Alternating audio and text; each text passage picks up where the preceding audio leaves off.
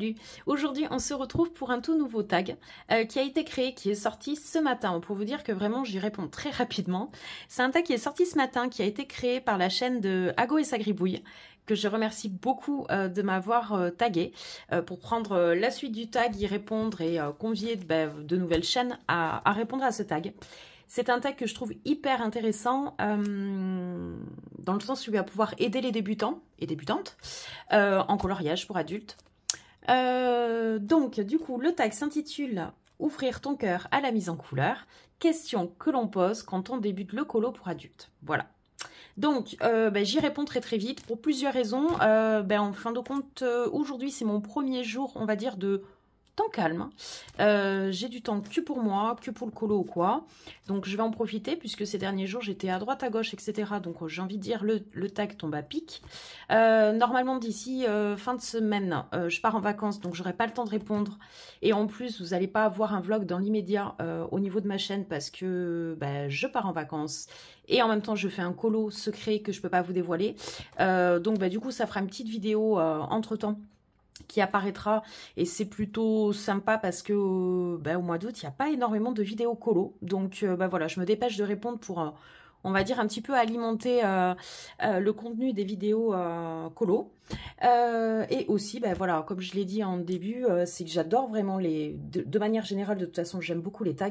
Et je trouve celui-ci hyper intéressant. Donc, écoutez, si vous êtes OK, on va démarrer. Donc, du coup, première question, pourquoi le coloriage? Alors, comme vous le savez, pour ceux qui me suivent, j'ai découvert le colo vraiment par hasard en cherchant un cadeau pour ma belle-sœur. Un cadeau, en fait, je voulais offrir un livre Harry Potter et puis, par hasard, je suis tombée sur une vidéo YouTube et puis... montrer tous les livres Harry Potter, livres à lire, avec des illustrations, etc., etc. Et puis je tombe sur le livre Harry Potter et les enluminures. Donc à chaque fois, je vais essayer de mettre des petites miniatures sur le côté, comme ça m'évitera de tout sortir. Là, je vous ai sorti 2-3 bouquins parce que je sais que je vais en parler pendant le tag. Puis pour éviter d'avoir que mes mains et le dessous de main.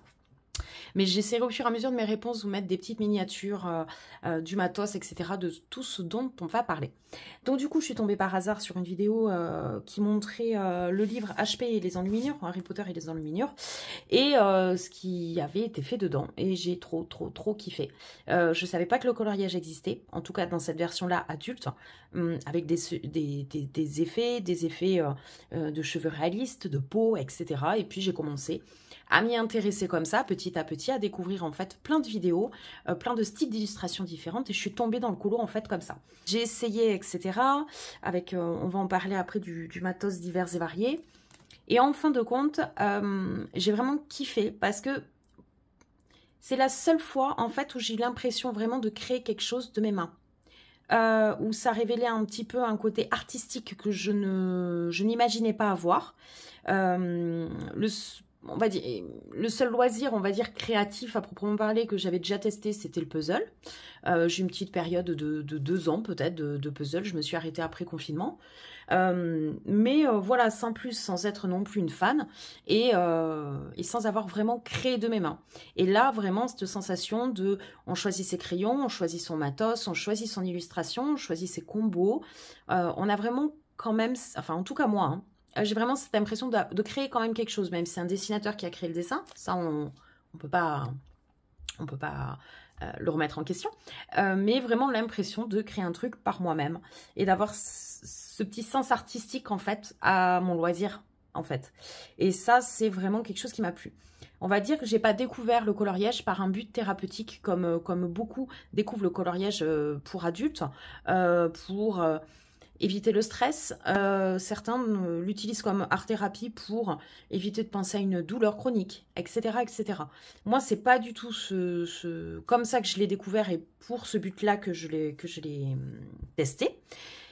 Même si je dois dire que ça me détend. Quand je vais colorier, ça me détend. Et je pense que c'est parce que j'aime beaucoup ça que ça me détend. Si j'aimais beaucoup la lecture, en lisant, ça allait me permettre de m'évader, de me détendre, voilà. Il y a aussi ce côté hyper... Enfin, hyper. Non, mais quand même assez challengeant. On a envie de tester de nouvelles choses. C'est en même temps technique. On apprend et on acquiert au fur et à mesure des techniques. On les teste, on échoue, on y arrive. Bon, ça, c'est un autre problème. Mais je trouve qu'aussi, c'est ce côté technique qui m'attire où on sait qu'on a une marge de progression et moi, j'aime bien me voir en fait évoluer. Apprendre de nouvelles techniques, me challenger, participer à différents challenges justement.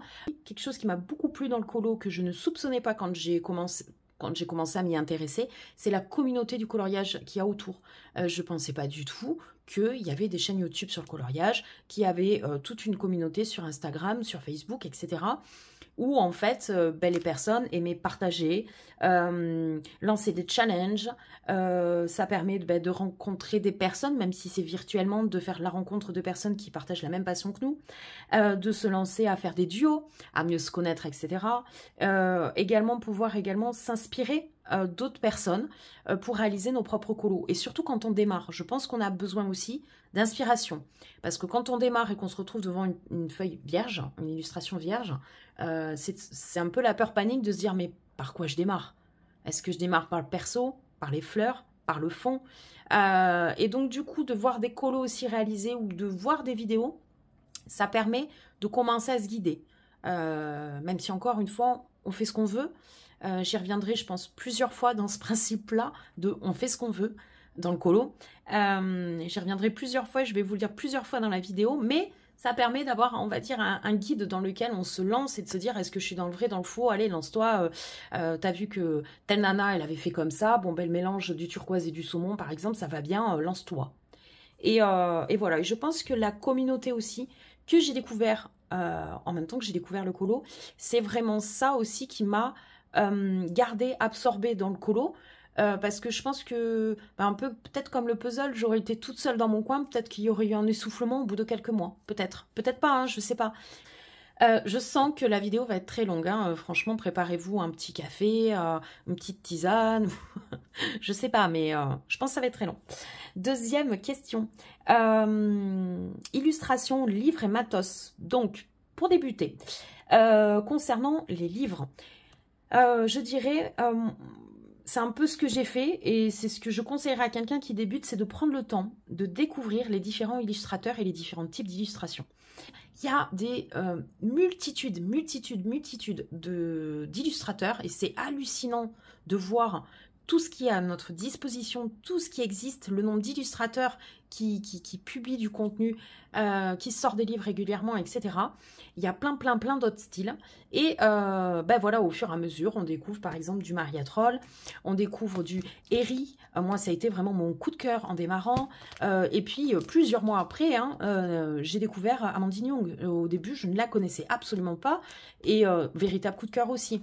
Donc, il faut prendre le temps, je pense, de regarder peut-être plein de vidéos. Parce qu'au début, quand on démarre le colo, on ne sait pas si on va aimer. Donc, le but, c'est pas de claquer 200 € dans tout le matos et tous les livres d'un coup. Donc, je pense qu'il faut vraiment prendre le temps de se dire, allez, quel illustrateur vraiment me donne envie d'aller dedans et quelles sont les illustrations où je me sens capable d'y aller. Moi par exemple j'ai découvert donc du coup le colo, je me suis renseignée très vite, je suis tombée sur des vidéos, alors il y en a plusieurs parce qu'elle l'a fait plusieurs fois à quelques années d'écart, des vidéos pour débutants de Morgane Colo Passion. Alors là franchement allez-y les yeux fermés parce qu'elle conseille sur les livres, sur le matos style taille crayon, les bouquins, et elle vous dit, à son avis à elle, quel livre elle conseillerait pour entrer dans le colo. Moi, par exemple, je ne conseillerais pas de démarrer par un Carbyrosane. Carbyrosane, ça peut être très intimidant pour démarrer. Donc, partez sur quelque chose de peut-être plus simple. Moi, par exemple, donc du coup, Morgane, oui, c'est Morgane, oui, qui avait conseillé du Eri. Et ouais, moi je valide complètement. C'est le premier bouquin que je me suis commandé sur Amazon. Et je kiffe parce que les traits m'ont de suite parlé. Je me suis sentie d'y aller dedans. Ça m'intimidait pas trop. Et en même temps, les thèmes me donnaient envie. Parce qu'il faut aussi que ça donne envie. Vous n'êtes pas cantonné à dessiner du Disney. Si ça ne vous plaît pas, n'allez pas dedans. Ça ne sert à rien de s'obliger à faire comme tout le monde. C'est ça que je veux dire. Donc en fait, ben moi j'ai regardé plusieurs vidéos pour débutants, qu'est-ce que les personnes conseillées, et je suis tombée sur Eri. J'ai regardé plein de flip-flou des livres d'Eri, et puis j'ai décidé d'en acheter un. Donc voilà, moi je vous conseille de prendre le temps de connaître les illustrateurs et vous dire voilà, allez, je vais démarrer le colo, je m'achète 2-3 bouquins pour démarrer, je pense qu'il ne faut pas plus, parce qu'on n'est pas sûr de vouloir aimer, on n'est pas sûr d'aimer in fine le colo, donc allez-y mollo, et vraiment prenez le temps. Vous découvrez les illustrateurs, et donc du coup, après, moi, ce que je vous conseille, c'est quand vous avez trouvé un illustrateur qui vous plaît, n'achetez pas à cash 5-10 livres de cet illustrateur. Parce que des fois, il y a des illustrateurs qu'on aime voir, et on n'aime pas colorier dedans. Moi, par exemple, pour le moment, j'adore les illustrations de Karolina Kubikowska, je trouve ça magnifique, mais je n'achète pas de livre parce que je sais que je n'irai pas dedans. Ça sert à rien. Et la bêtise que j'ai faite quand j'ai découvert le colo, j'ai de suite voulu me faire offrir le HP en liminure, donc le livre par lequel j'ai découvert le colo. Et résultat, ça va faire 1 an et demi que je colo, enfin ça fait 1 an et demi que je colo, il est toujours dans ma bibliothèque, il est vierge. Je ne l'ai pas démarré. Parce qu'il est trop compliqué, enfin à mon sens, il demande beaucoup de technique, et c'est un bel objet, j'ai pas envie de le gâcher, donc du coup je rentre pas dedans. C'est dommage, un livre de colo, il est fait pour être colorié. Donc, n'achetez pas 15 bouquins d'un illustrateur. Vous ne savez pas si vous allez vraiment l'aimer. Donc, moi, c'est ce que je vous conseille. C'est ce que j'ai fait pour ces 2 premiers livres. Parce que celui-là, je pense, c'est le 3e livre que je me suis acheté. Hein, donc, il est venu très rapidement après. J'ai dit, ok, je vais à Eri, j'ai regardé tous ces bouquins. J'ai dit, bon, en fin de compte, c'est le premier que je préfère, qui m'impressionne le moins et dans lequel vraiment il y a des illustrations coup de cœur. Ben, je me prends celui-là. Maria Troll, je me suis dit, ok, visiblement, j'aime bien les traits de cette illustratrice. Et ben, j'ai regardé des vidéos de présentation de plein de tous ces bouquins. Et en fin de compte, il se trouve que ben, moi, du coup, c'était début 2023. Et ben, début 2023, elle venait de sortir celui-ci, donc c'était le dernier. Et bien, il me plaisait vachement. J'ai dit, ben, commande-toi le dernier. Vous voyez, comme quoi, de Maria Troll, j'ai préféré le dernier, et de Eri, j'ai préféré le premier. Donc, moi, ce que je vous conseille, c'est vraiment de regarder toutes les vidéos de présentation et vous dire, voilà, quel est le livre où j'ai le plus envie d'aller dedans. Moi, honnêtement, j'achète un livre quand je sais qu'il y a au moins 50% du livre qui m'attire vraiment. Pas qui me plaît à moitié, qui m'attire vraiment. Si un livre, il y a 10 illustrations qui vous plaisent dans 100, peut-être pas 100, mais là, il y en a 70, pas page, 70 coloriages. S'il y en a que 10 qui vous plaisent vraiment, est-ce que ça vaut le coup d'acheter le bouquin? Parce qu'une fois que vous aurez fait les 10, je pense pas que vous allez continuer à colorier dedans. C'est un peu dommage. Prenez un livre, vous en avez peut-être 20, 30 qui vous plaisent dedans. Moi, c'est ce que je conseille en tout cas. C'est comme ça que j'ai fonctionné. Ensuite, un autre conseil que je pourrais vous donner. Alors, je vais vous donner un conseil. Moi, je ne l'applique pas parce que je trouve ça trop contraignant. C'est les PDF. Au lieu d'acheter des livres, de vous lancer dans des livres, vous pouvez au démarrage acheter des PDF, donc sur les plateformes des illustrateurs. Je crois, oui, on peut en acheter sur Etsy également. Donc, en fait, à la place d'acheter un livre, vous achetez un fichier numérique que vous envoie l'illustrateur ou le revendeur et vous pouvez imprimer sur le papier que vous voulez. Donc souvent, soit ça conditionne d'avoir chez vous une bonne imprimante, soit d'aller imprimer chez un imprimeur. Moi, je vous conseille donc du coup forcément l'impression laser pour pouvoir, après, on en parlera du matos, mais pouvoir utiliser de l'aquarelle, enfin voilà, vraiment tout type de médium. Sur du papier de qualité, bien évidemment. On n'imprime pas des illustrations qu'on va le colorier sur du papier d'imprimante classique 80 grammes. Donc, c'est pour ça que je trouve ça plus contraignant. C'est qu'il faut avoir une bonne imprimante, du bon papier, du papier qui est accepté par l'imprimante. Ça, c'est autre chose aussi, parce qu'il y a des imprimantes, elles ne prennent pas le 250 grammes, donc ça peut être contraignant. Ou alors, il faut se déplacer chez un imprimeur. Donc, moi, j'aime moins. Et en plus, en faisant des PDF pour moi, on ne complète pas des livres. Et moi, ce que j'aime dans le colo aussi, c'est l'objet. Le livre en lui-même que j'aime, et j'aime le compléter, remplir au fur et à mesure mon tracker, on en parlera tout à l'heure. Mais ça peut être une solution pour certains qui démarrent de se dire, ben voilà, je vais acheter quelques illustrations de tel illustrateur, tel illustrateur. Il y a même également des freebies, c'est des coloriages qui sont mis à disposition à titre gracieux par les illustrateurs. Donc, sautez dessus et testez. Et peut-être que vous allez vous rendre compte que tel illustrateur, vous adorez les illustrations, mais en fait, vous n'aimez pas tellement colorier par-dessus son coup de crayon. Et à l'inverse, peut-être d'autres où vous dites, bon allez, je vais tester comme ça. Et en fait, vous surkiffez colorier cet illustrateur. Et ça pourra peut-être vous faire sauter le pas sur l'achat de certains bouquins. Voilà. Donc, c'est pas mal aussi, les PDF. Voilà. Et aussi, je pense, les PDF, on a moins peur de se tromper, de rater son colo. On se dit, c'est pas grave, au pire des cas, le coloriage, je peux le refaire. Je le réimprime et je le refais.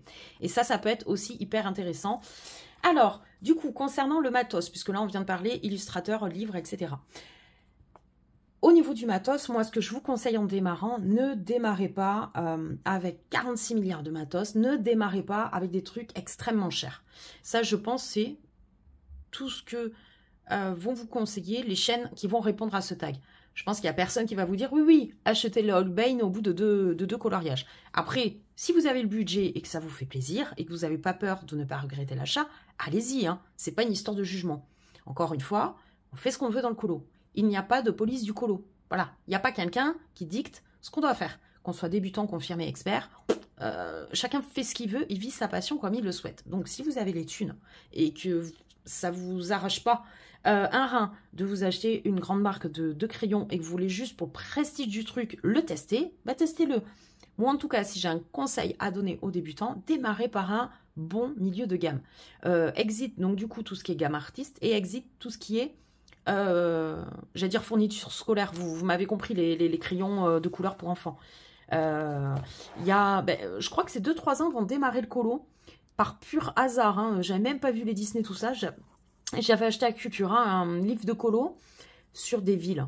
Bon, vraiment basique, c'était un format A5, enfin c'était, voilà. Je l'ai acheté et j'avais, je sais pas pourquoi, je sais pas comment, d'où j'avais gardé ça, vous savez, les bics incassables quand on est petit, quand on est au collège. Bon, ben j'avais ça. Je commençais à colorier. Je me dis, en fait, c'est merdique. C'est terne. J'ai pas beaucoup de couleurs. Ça m'a saoulée. Et en fait, j'ai fait 2 colos. Je suis bon, allez, laisse tomber. Ça me détendait, mais en fait, j'éprouvais pas de plaisir. Après, j'ai compris. Tout ce qui est vraiment crayon pour enfants, vous allez retrouver aucune sensation du crayon sur le papier. Vous n'allez pas réussir forcément à faire des combos de couleurs, à contraster vos coloriages, et vous n'aurez pas assez de teintes. Donc, moi, franchement, je vous conseille un milieu de gamme. Milieu de gamme, il en existe 40 000. Alors là, pareil, vous tapez sur YouTube gamme de crayons de couleur pour débutants, milieu de gamme, et vous allez trouver plein de vidéos qui vont vous conseiller plein de choses. Moi, je ne peux pas vous conseiller plein de choses, j'en ai qu'une. J'ai qu'une gamme, milieu de gamme, par laquelle j'ai démarré. Et j'en ai acheté qu'une, j'expliquerai après pourquoi. Enfin, je ne l'ai pas acheté, d'ailleurs, je me la suis fait offrir. Bah, c'est marqué dessus, c'est les 180 Brutfunner. Elle est vendue à peu près 45 €. J'ai envie de dire 45 €, c'est le prix moyen. Vous pouvez la toper à un peu moins cher, je pense, en promo. Vous avez 180 crayons. Il y a vraiment un nuancier qui est hyper intéressant. Ces crayons sont top. Ils ne sont pas trop secs, ils ne sont pas trop gras. Les combos se font facilement. 180, ben forcément au niveau des couleurs, vous en avez à faire. Vraiment, je les conseille. J'ai fonctionné exclusivement avec eux pendant 4 mois. Et je me suis régalée. Et je me suis vraiment régalée. Donc, moi, c'est les seuls que j'ai. Donc, je vais parler que de mon expérience. C'est vraiment ceux que je vous conseille, les yeux fermés. J'ai vu très peu d'avis de gens qui étaient déçus. Après, encore une fois, tout le monde n'est pas là pour aimer la même chose. Forcément qu'il y a eu des gens qui n'ont pas aimé les Brutfunner et c'est normal. Un produit ne peut pas aller à toutes les personnes. C'est comme un vêtement, ça ne peut pas aller à tout le monde. C'est comme une paire de godasses, c'est comme des bijoux, peu importe. Voilà, encore une fois, chacun fait ce qu'il veut. Moi, avant de me les faire offrir, j'ai vraiment regardé plein de vidéos comparatives. On parlait beaucoup, au moment où moi j'ai démarré, des Brutfunner 180 et des Castle Art. Alors, je ne sais plus lesquels, parce que dans les Castle Art, il y a plusieurs gammes. C'est comme dans les Brutfunner. On dit qu'apparemment, les Brutfunner 520 n'ont pas du tout la même texture que les 180. Donc, pour réduire le coût et avoir vraiment la texture que tout le monde plébiscite dans les Brutfunner, moi, je vous conseille vraiment les 180. Pareil, je vais vous mettre la miniature. C'est une boîte métallique avec des tournesols dessus, vendue en général sur Amazon, AliExpress. Alors, peut-être AliExpress était mis peut-être un peu moins cher. En tout cas, Amazon aux alentours des 40-45 €. C'est pas excessif. Et vraiment, je vous conseille voilà, ce genre de gamme pour démarrer. Donc ça, c'est pour les crayons. J'ai démarré avec quoi d'autre? J'ai démarré avec d'autres matos, pas très chers, que je vous conseille aussi d'acheter dès le départ pour tester et pour vous dire est-ce que j'aime, est-ce que j'aime pas. Mais encore une fois, sans mettre des mille et des cents. Moi, je vais vous montrer ce que j'ai acheté en démarrant en plus des crayons. Je me suis acheté une petite gamme de Gold Faber Aqua de chez Faber-Castell. Donc, c'est la gamme des crayons aquarellables, c'est-à-dire qui fonctionnent avec de l'eau. C'est la gamme la moins chère, la moins onéreuse de Faber-Castell. Alors, qui dit moins onéreuse, c'est forcément, à mon sens encore une fois, la moins qualitative. Vous n'allez pas trouver une gamme de couleurs extraordinaires. Vous n'allez pas faire des contrastes extraordinaires avec, parce que moi, je les ai trouvés peu pigmentés. Mais ça m'a permis de tester. Et au début, j'ai dit, bah tiens, le toit de la maison, au lieu de le faire, je vais vous montrer l'exemple, hein, au lieu de le faire au crayon en papier, d'y passer 3 plombes, eh bien, je vais essayer au Gold Faber.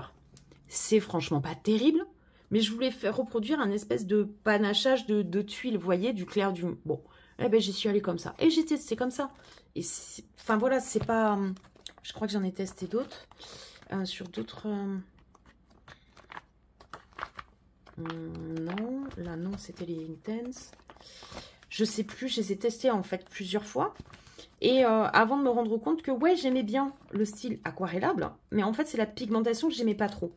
Mais la boîte, je la retrouve pas, je suis désolée.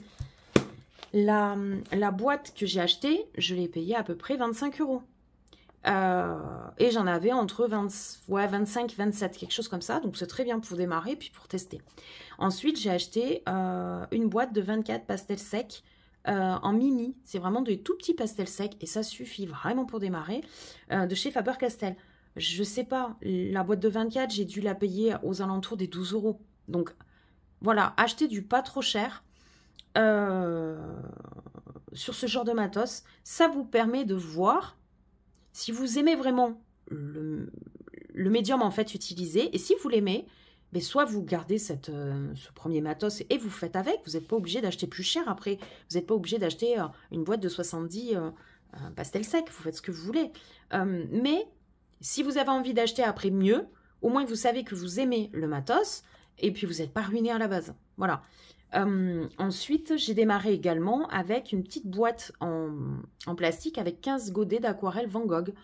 Franchement, j'ai dû la payer aux alentours des 15 €.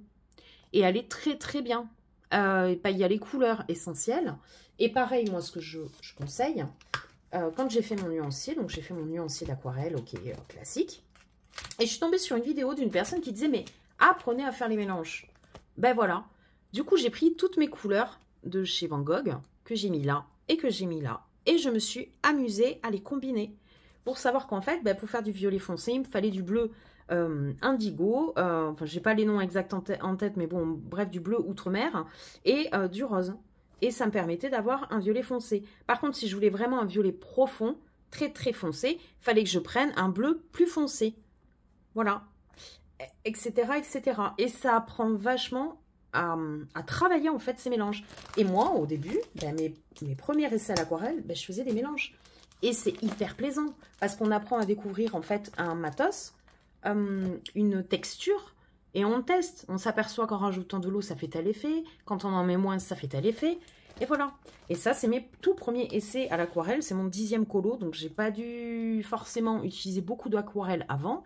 Ben, mon mur, là, je me sentais pas du tout de le faire au crayon de couleur parce que je me suis dit, ben, si je le fous au crayon de couleur, je vais avoir des traces de partout. Et j'aurais pas un effet de mur un peu taloché. Voilà. Et donc, du coup, ben, j'ai pris de l'aquarelle. J'ai fait un mélange jusqu'à avoir une teinte que je voulais exactement comme ça.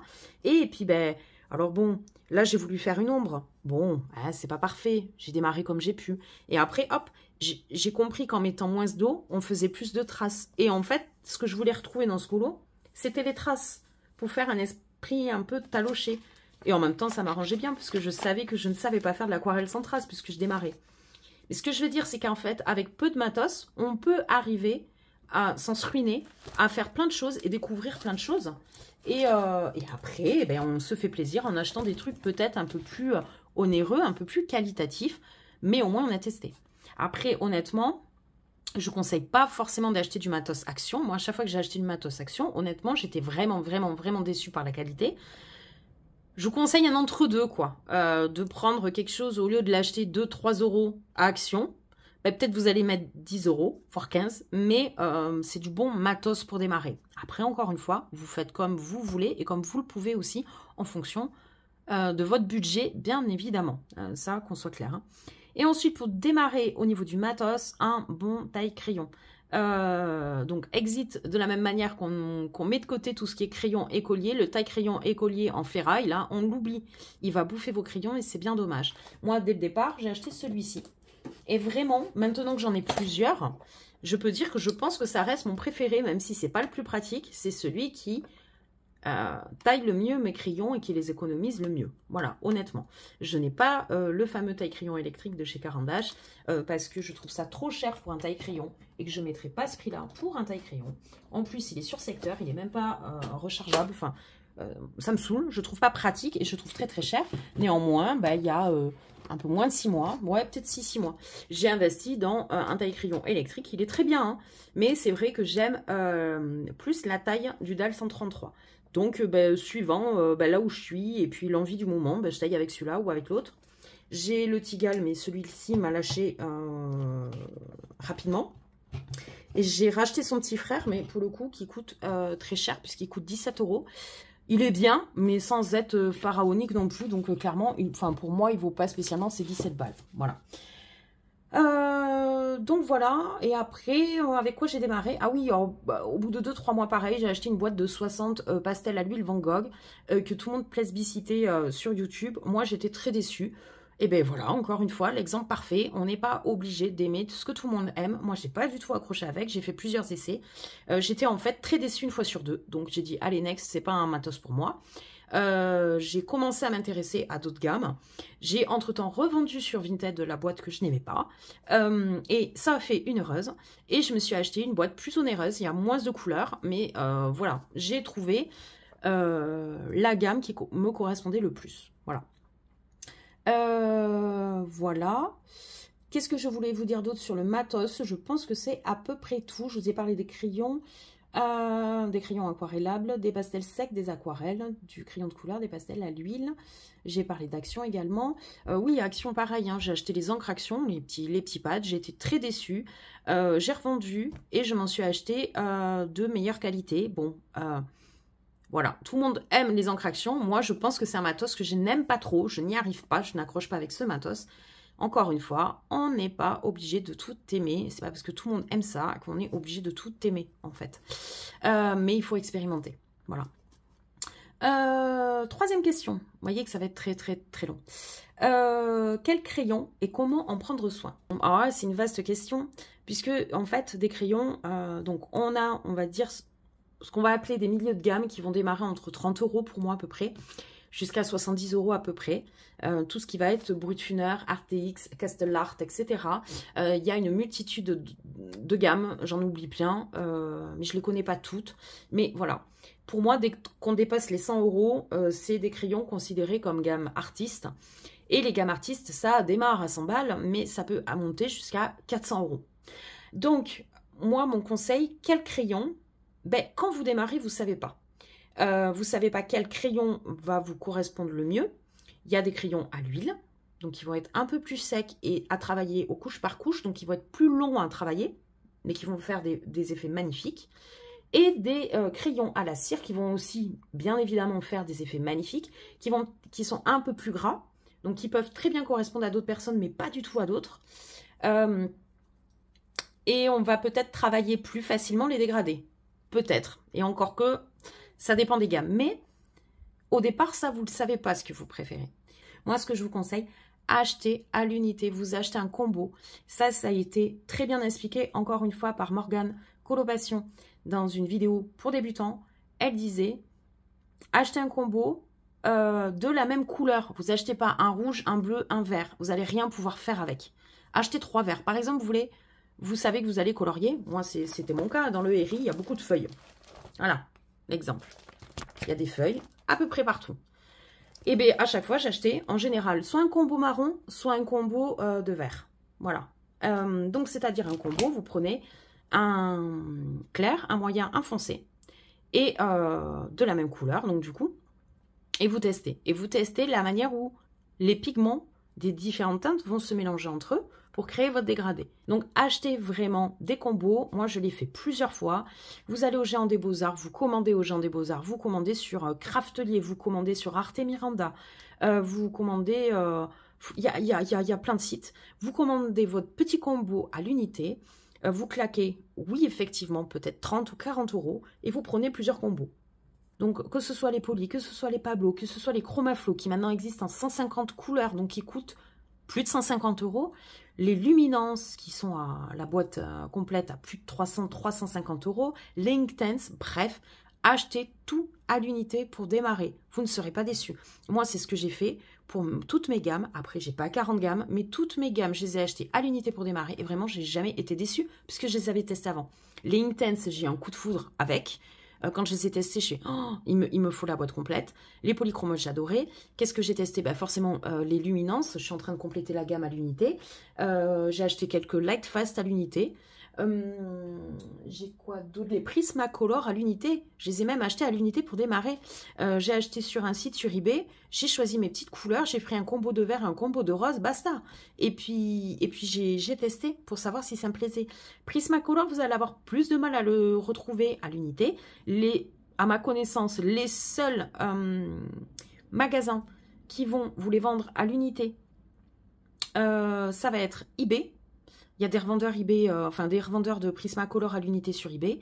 Les magasins Sennelier Paris et un site qui s'appelle TXT, je crois, où tout le monde commande les Prisma à l'unité là-bas. Moi, je n'ai jamais testé, mais je sais qu'il existe. Donc bon, bref, moi, ce que je vous conseille, c'est d'acheter à l'unité et du coup, la gamme, vous avez un coup de cœur, et bien vous achetez la gamme complète. Alors certes, au départ, ça vous coûte 30-40 euros, mais ça vous évitera à coup sûr d'acheter des gammes à 200 balles, qui vont peut-être vraiment vous décevoir. C'est pas parce que tout le monde aime les Prismacolor, encore une fois, que vous allez les aimer. Ah oui, aussi pour démarrer, moi ce que je vous conseille, puisque le colo va vite coûter cher si c'est une véritable passion. Entre les livres, les crayons, les trousses, on va en venir après, et tout ce qui va à côté. Tout le matos divers et varié qui va arriver à côté pour faire du mix média, comme on dit. Soyez raisonnable dans les gammes de crayons. Ça sert à rien quand vous démarrez le colo et que vous faites 5 colos par mois, d'acheter 6 gammes de crayons artistes. Ça ne sert à rien. Vous allez les avoir toutes dans des trousses. Vous allez en utiliser 2 par mois et c'est tout. Et cet argent-là que vous avez utilisé, vous aurez pu l'utiliser pour peut-être acheter d'autres choses. Et aussi, moins vous ruiner. Donc, à mon sens, il vaut mieux rester quand même raisonnable au début. On a la folie des achats les premiers mois. Mais on va dire que jusqu'à 6 mois, 1 an de colo, on ne sait pas trop si c'est une véritable passion ou si c'est une lubie du moment. Moi, ce que ça m'a fait sur les puzzles. Puzzles, pendant 6 mois, je faisais que ça. Puis ça m'est passé. Donc c'est un peu dommage. Voilà. Et aussi d'avoir peu de gamme de crayons va vous permettre de prendre le temps de connaître le nuancier vraiment de vos crayons, de chacune de vos gammes. Et c'est vrai qu'à force d'utiliser une gamme, vous connaissez les couleurs par cœur, les noms par cœur, les numéros presque par cœur. Et du coup, comment dire, quand on connaît mieux le nuancier, et bien quand on est sur un élément qu'on veut colorier, le bois, par exemple, moi je sais que le bois, j'ai 2 gammes où j'ai des combos que j'aime, c'est les Polychromos et les Derwent Drawing. Je sais que c'est dans cette gamme-là où je vais retrouver les teintes que je kiffe vraiment pour faire de l'arbre. Voilà. Donc, en n'ayant pas trop de gamme, je pense qu'on connaît vraiment ces gammes par cœur. Et ça peut être hyper intéressant pour après. Voilà. Ensuite, quoi vous dire d'autre? Ah oui, et du coup, si vous commencez à acheter des gammes artistes, moi, ce que je vous déconseille, en tout cas, moi, c'est ce que je m'interdis. Après, encore une fois, vous faites ce que vous voulez. Arrêtez d'acheter des gammes, enfin des milieux de gamme. Parce qu'en fait, quand on a des crayons, des beaux crayons qui ont un certain prix, qu'on met dans des belles trousses pour les protéger, mais quel dommage de les garder de côté et de ne pas oser les utiliser parce qu'en fait, ils coûtent cher. Si vous avez acheté du matos qui est cher, oui, vous l'assumez, vous l'avez acheté pour vous faire plaisir, c'est pas pour que ça reste en trousse comme dans un musée. Donc, utilisez-les. N'essayez pas de les économiser en utilisant des moins bonnes gammes. Kiffez. Colorier avec ce que vous avez acheté. Oui, il coûte cher, mais par contre, l'avantage, c'est que c'est des hauts de gamme, des gammes artistes. Et les gammes artistes, vous pouvez racheter les crayons à l'unité. Donc, si au bout d'1 an, vous avez que 5 crayons qui sont bouffés, c'est pas grave. Vous lâchez une commande sur Arte Miranda à 2,50 €, grand max, le crayon de couleur. Peut-être un peu plus pour certains, comme les Lightfast ou les Luminance, mais et bien ça vous coûtera quoi? 10-15 balles. Vous renouvelez vos quelques crayons complètement finis, et basta. Un milieu de gamme, vous allez devoir racheter la gamme en entier. Donc en fin de compte, c'est pas très économique cette histoire. Donc voilà, moi ce que je vous conseille, c'est vraiment kiffer le matos que vous avez acheté. Oui, vous l'avez payé cher, oui, c'est pour l'utiliser. Voilà. Et c'est là que vous allez vraiment, enfin à mon sens, hein, prendre du plaisir. Encore une fois, on peut tout à fait kiffer, colorier avec des milieux de gamme et rester sur des milieux de gamme. Hein. On peut faire des choses vraiment sublimes avec des milieux de gamme. Il faut se le dire aussi, on n'est pas obligé d'avoir une gamme de crayons de 200 € pour faire un colo qui nous plaît. Loin de là. Hein. Mais on a aussi le droit de se faire plaisir pour ceux et celles qui veulent vraiment voilà, se faire plaisir. Du coup, pour en prendre soin de ce crayon, pas de secret, on en a parlé tout à l'heure, un bon aiguiseur. Un aiguiseur, c'est pas un taille-crayon. Hop, je vais reprendre mon petit dalle parce que c'est le meilleur des exemples pour vous le montrer. Un aiguiseur, en fait, à l'intérieur, c'est comme ça. Voilà. C'est pas en fait un simple trou où on met, où il y a une seule lame et en tournant le crayon, ça frotte le crayon sur la lame qui fait que ça l'aiguise. Voilà.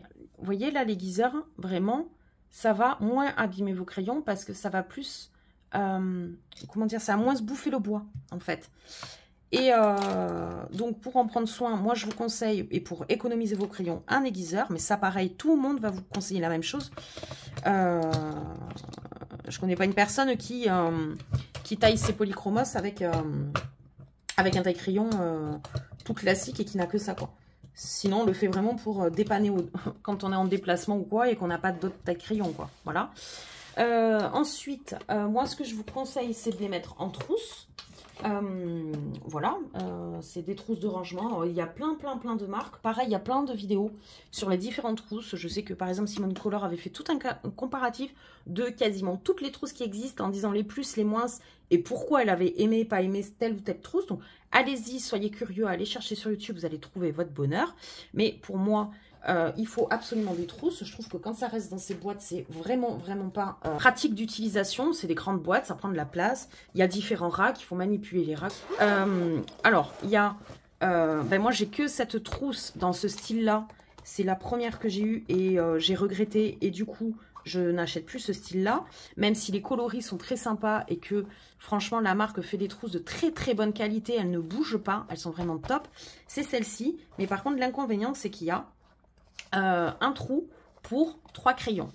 Voilà, donc c'est pas pratique parce qu'en fait quand vous allez utiliser plusieurs violets pour faire votre combo, voilà, ben, pour savoir une fois que vous avez utilisé les trois vont où, ben, en fait vous allez tout mélanger. Alors il y a des combines hein, d'étiquettes de trousses pour savoir quelle couleur va où, mais bon ça demande un boulot de fou. Déjà que c'est pénible de faire un nuancier, je trouve que c'est pénible de faire un nuancier de trousse. Je voulais le faire hein, pour celle-ci, j'ai abandonné l'idée. Hein. Voilà. Donc du coup, je vous conseille des trousses individuelles. Elles sont comme ça. Enfin, elles sont comme ça. Non. Je vais vous montrer l'intérieur. Et en fait, chaque crayon peut être rangé individuellement. Voilà, vous avez un trou, un crayon. Voilà. Et ça, c'est hyper pratique pour ranger ces crayons ensuite. Donc ça, c'est ce que je conseillais. Mais encore une fois, chacun trouve midi à sa porte. Bien évidemment, pourquoi on les met en trousse en fait pourquoi c'est pour les protéger on ne fait pas tomber ces crayons. Du moins, on évite. Forcément, à un moment donné, vos crayons vont tomber par terre. Hein. Ça, tout le monde y est passé. Vous allez péter des mines en les faisant tomber. Tout le monde y est passé aussi, je pense. Tant que c'est que le bout de la mine, c'est pas grave. Mais par exemple, si c'est un crayon où en fait le choc a été tel que la mine s'est pétée à l'intérieur du bois, vous allez beau avoir à tailler votre crayon, vous n'aurez jamais la mine ici qui va tenir. Donc en fait votre crayon est bon à jeter à la poubelle, c'est vraiment très dommage. Donc faites très attention au choc, c'est pour ça qu'on les met en trousse. Donc pas de choc, un bon aiguiseur, une bonne trousse. Ah oui, alors bien évidemment, si vous avez des chats, des chiens, des rongeurs, on ne laisse pas traîner ces crayons de couleur. On les range soit en trousse, on les range dans des pots à crayons qu'on range ou qu'on met en hauteur à des endroits inaccessibles. Pareil, si vous avez des enfants, bien évidemment, les laissez pas à côté de leurs crayons à eux. Ils vont vous les saccager, c'est normal, c'est des enfants. Ils vont s'amuser avec, ils vont pas faire la différence entre de beaux et de moins beaux crayons. Voilà. Et un conseil aussi, vu qu'on est en période de vacances, attention au soleil. Notamment les gammes les plus crémeuses à la cire, ou par exemple même des néo, je sais pas, les pastels à l'huile. Pas des néo-pastels, c'est une marque de pastels à l'huile. Par exemple, les pastels à l'huile, faites super gaffe en été. Les laissez pas près d'un rayon de soleil à travers votre vitre. Ils peuvent fondre. Ils peuvent vraiment avoir une texture toute huileuse, beurrée en fait. Ça va être toute l'huile du produit qui va ressortir. Et ça va les abîmer. Donc, faites très attention. Par exemple, moi, ce week-end, je suis allée dans la belle famille. J'avais envie potentiellement de colo. Dès que je suis sortie de la voiture, j'ai mis mon sac à dos où il y avait ma trousse avec mon beau matos. Je l'ai mis à l'intérieur, loin d'une fenêtre, parce que je savais qu'il n'y aurait pas de risque. Ne les laissez pas dans la voiture pendant 5 heures en plein soleil. Hein. Enfin, moi, je le déconseille. J'ai pas fait l'expérience, mais je ne la ferai jamais. Hein. Voilà. Voilà ce que je peux vous conseiller au niveau des crayons. 4e question, les fonds. Alors, les fonds de nos colos, au tout début du colo, c'est la bête noire, je pense, de tout le monde. Et il faut passer ce cap. Moi, pendant des mois, ça a été vraiment ma bête noire. C'est-à-dire que sur le colo, à proprement parler, je savais à peu près où je voulais y aller. Le fond, je stressais de fou avant de le faire. Maintenant, ça va être quelque chose que j'adore faire. Parce que je sais que je vais un peu me challenger. Je vais tester des couleurs que je n'ai pas forcément testées. Un matos que je ne connais pas forcément. Et en fait, c'est plaisant. C'est plaisant de se challenger. C'est plaisant de se dire, tiens, j'ai testé ça. Tiens, j'ai vu telle méthode, telle technique. Tiens, je vais essayer de faire ça. Moi, je trouve ça maintenant hyper agréable à faire. Mais au début, les fonds, pour moi, et comme pour tout le monde, je pense, c'était la bête noire. La grande question, c'est ce que disaient Ago et Gribouille dans leur vidéo tag.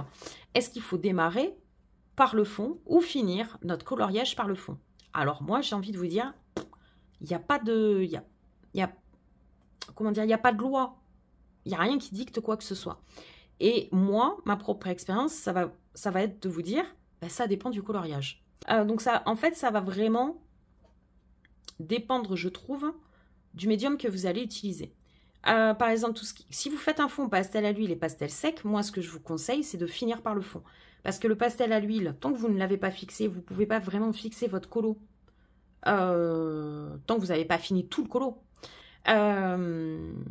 C'est compliqué de fixer un fond sans fixer et toucher la partie qui est au milieu. Donc tant que vous n'avez pas fait tout le colo, vous ne pouvez pas le fixer. Et le problème du pastel à l'huile, c'est qu'il suffit de mettre les doigts, un frottement ou quoi, ou même là avec l'avant-bras, hein, et vous le mettez à un autre endroit, vous êtes capable de foutre une trace sur votre coloriage. Pastel sec, c'est pas vraiment ça parce que à la limite on peut le gommer, mais c'est une matière qui est très volatile, très poudreuse, donc vous allez avoir tendance à vous en avoir plein les mains, à salir tout autour. Bref, c'est pas pratique du tout. Donc moi je vous conseille pas, vraiment pas, de démarrer par un colo, par un fond, quand vous le faites au pastel à l'huile et pastel sec. Faites d'abord votre colo, finissez par le fond, vous fixez. Ensuite, quand vous utilisez de l'aquarelle, du crayon de couleur, de l'acrylique, des encres, du pen pastel, bah, peu importe. Non, pas le pen pastel, parce que c'est l'équivalent du pastel sec du coup. Mais que vous démarriez ou pas par le fond, c'est la même chose. Mais moi, il y a des fois où en fait, je savais quelle couleur je voulais vraiment utiliser pour le fond, pour donner le là à la suite de mon colo. Et donc, j'ai démarré par le fond. Et là, je vais vous mettre des exemples. J'ai des exemples qui viennent en tête. Donc, j'ai un mandala dans le Mariatrol. J'ai une illustration dans le Romantic Country, où là, je l'ai fait à l'encre. Le château dans le Romantic Country, je l'ai fait aux encres aussi. Le chaperon rouge, je l'ai fait à l'aquarelle. Ma double page de Mariatrol aussi, je l'ai fait aux encres. Tout ça, ces colos, je les ai démarrés parce que je savais très bien quelle était la tonalité que je vais donner au fond. Et c'était, je ne vais pas vous dire pour moi la chose la plus importante du colo, mais je voulais vraiment faire ça. Donc j'ai démarré par ça, mais parce que je me le sentais. Il y a aussi des fois où c'est plus facile de faire le fond en démarrant. Parce que si on déborde sur le colo, on pourra rectifier en coloriant après. Que si on a colorié, on a bien saturé le papier, et qu'en faisant le fond, on dépasse sur une partie du colo, c'est plus compliqué à rajuster et à rattraper. Donc ça dépend aussi du médium qu'on va utiliser. Des fois, ça se fait à la fin en fonction des couleurs qu'on a choisies dans le colo. C'est-à-dire que moi, des fois, je savais très bien ce que je voulais au centre du colo, les éléments du colo. Je prends l'exemple de dernièrement des pâtisseries dans le Romantic Country. Je savais quelle couleur je voulais utiliser sur ce colo. Le fond, je ne savais pas. Et c'est à la fin, vous le voyez en vlog d'ailleurs, je pars sur une couleur, au pastel sec, enfin au pas de pastel. J'aime pas, je gomme, je réessaye, j'aime pas, et ben je le laisse comme ça. Ça dépend des médiums, ça dépend de comment on voit le colo. Donc allez-y, lancez-vous. Moi, pareil, je me suis posé la question. Est-ce qu'on démarre par le fond ou pas? Faites comme vous le sentez vous. Voilà. On va dire que quand je fais vraiment le colo à la fin, c'est la méthode que j'utilise moins parce que j'ai peur d'abîmer mon colo, mes éléments centraux, on va dire, et de dépasser dessus. Voilà. Donc voilà. Et donc des fois, comme je vous dis, c'est vraiment à cause du médium. Pareil, je vais vous mettre des exemples de colo avec le fond fait au pen pastel. Pastel sec, pardon. Voilà, il y a celui-ci dans le Romantic Country, une double page, pastel sec que j'ai fait à la fin. Pareil là, hop, pour le pampan, c'est du pen pastel avec de la gommette, donc c'est une matière qui est comme du pastel sec, donc qui peut s'éparpiller un peu partout. Je vous conseille de le faire à la fin. À l'inverse, par exemple, le pin-up que j'ai fait très récemment, également la fée clochette, c'est mon dernier colo. Je l'ai fait au pastel à l'huile, donc je l'ai fait à la fin. Voilà. Mais gardez à l'esprit, il faut être curieux, il faut expérimenter. N'hésitez pas à patouiller avec l'aquarelle. Testez de la technique aquarelle sur papier sec. Testez la technique de l'aquarelle sur du papier prémouillé. Amusez-vous avec l'aquarelle. J'avais très très peur au début. Maintenant, c'est un médium que j'adore utiliser dans mes colos. Pour le pastel sec, vraiment, je vous le recommande. Je crois que Ago et Gribouille aussi, vous l'avez recommandé dans leur vidéo pour démarrer. C'est un médium qui est pas très simple d'utilisation. Il est contraignant, il est salissant. Mais l'avantage, c'est qu'on peut le gommer. Donc ça, c'est top. Donc on ne peut pas vraiment se planter complètement avec un fond pastel sec. Pareil, tester les pastels à l'huile, c'est vraiment très intéressant à utiliser et à appréhender. Voilà. Ce qu'il faut retenir pour moi du fond, c'est que vraiment c'est quelque chose qui va animer votre colo, le mettre en valeur. Mais des fois, il vaut mieux ne pas mettre de fond. Ça ne veut pas dire tout le temps. Il ne faut pas non plus que ce soit une histoire de facilité. Mais ça m'est arrivé. Donc, je vous ai montré mon colo pâtisserie. En fin de compte, j'ai fait 2 essais. Ça ne m'a pas plu. J'ai dit, je le laisse comme ça. Ça ne sert à rien de rajouter de la couleur pour rajouter de la couleur. Et le premier où je me suis posé la question, c'était celui-ci. J'avais suivi un tuto fleurs de Johanna Colo. J'étais super contente de mon rendu au niveau des fleurs bleues. J'avais fait comme j'avais pu. C'est mon 12e colo, hein, vous voyez. Donc, je démarrais. J'étais vraiment super contente de tout, hein, voilà. Puis à la fin, je me suis retrouvée avec ça en disant, non mais en fait, je vais mettre quoi? Du vert? Bah non, il y en a déjà trop. Du jaune? Bah non, ça va tacher. Du rose, je m'imaginais pas. Bref, je me suis passé toutes les couleurs en tête et j'étais là, mais en fait, je vois pas ce que je peux faire. Et j'étais sur un groupe Facebook. J'ai posé la question. Je dis, voilà les filles, j'ai ça. Quel fond vous verrez? Parce qu'en fait, j'hésite vraiment à en faire. Et tout le monde à l'unanimité m'avait conseillé de ne pas en faire. Les filles m'ont dit, n'y touche pas. Franchement, il est beau comme ça. Et des fois, je pense qu'il y a des colos. Ça sert à rien de vouloir absolument faire un fond pour faire un fond. Voilà. Alors ensuite, on continue avec la 5e question de ce tag, les points essentiels pour faire de jolis coloriages. Alors, moi, le conseil principal que je peux vous donner, ce serait de faire des contrastes avec vos couleurs exagérées. N'essayez pas de prendre un combo de 3 couleurs très rapprochées. C'est déjà très bien de faire un dégradé avec 3 couleurs proches, hein, c'est pas le souci. Mais vous allez, du coup, moins marquer les ombres et moins marquer la lumière. Et donc, du coup, quand vous prenez, par exemple, un combo de vert, pour prendre l'exemple de tout à l'heure, un très foncé, un moyen, un très clair, vous allez vraiment exagérer le contraste, donner plus d'ombre à la partie ombrée, plus de lumière à la partie qui est à la lumière. Et c'est ça, en fait, qui va animer votre colo. Donc, moi, je vous conseille de faire vraiment des contrastes importants pour chaque élément. Vous avez une façade de maison. Ben, la façade de la maison, vous prenez un combo avec un gros contraste. Pareil pour les volets. Pareil pour les petites fleurs. Pareil pour, je sais pas s'il y a des briques. Enfin, voilà. Il faut essayer pour chaque élément de trouver le combo avec un contraste important. Je sais qu'il y en a qui ont du mal à utiliser les couleurs foncées. Mais vraiment, moi en tout cas, j'ai tendance à être plus fière, contente de mes colos quand j'utilise en fait des contrastes assez importants. Voilà, pour moi, ça donne tout le relief, le volume au colo en fait. Voilà. Et ça encore, c'était un conseil de Morgane Colopassion sur une de ses vidéos pour débutants. Deuxième conseil pour moi, forcément, ça va être le choix des couleurs. Faites attention dans des coloriages où il y a beaucoup d'éléments. Excusez-moi. Style romantique country ou Clara Markova. Il y a beaucoup d'éléments et donc du coup c'est vite. Je vous montre un exemple. Hein. C'était mon 3e colo. J'ai voulu mettre beaucoup de couleurs et encore que pour le tapis j'ai utilisé la même couleur que pour le canapé, les coussins, la chaise, l'autre coussin ici, mais globalement il y a trop de couleurs. C'est le carnaval. Je regrette un peu. Il y a d'autres colos, j'ai fait plus gaffe. De toute façon, c'est en faisant des colos qui nous plaisent moins qu'on comprend ce qui ne va pas et du coup, on essaie de rectifier les fois d'après. Un autre colo où il y avait énormément d'éléments à colorier parce qu'il y avait quand même tous les livres de la bibliothèque. Mais en fait, à chaque fois que je prenais un crayon, par exemple le bordeaux là pour le fauteuil, là, j'ai utilisé ce même crayon et ce même combo pour d'autres éléments. Le tapis, le fond tableau. Certains livres. Pareil, après j'ai mis du vert. Le vert, c'est le même vert que vous retrouvez ici pour les livres, etc. etc. Je vais vous prendre un autre exemple ici. Voilà.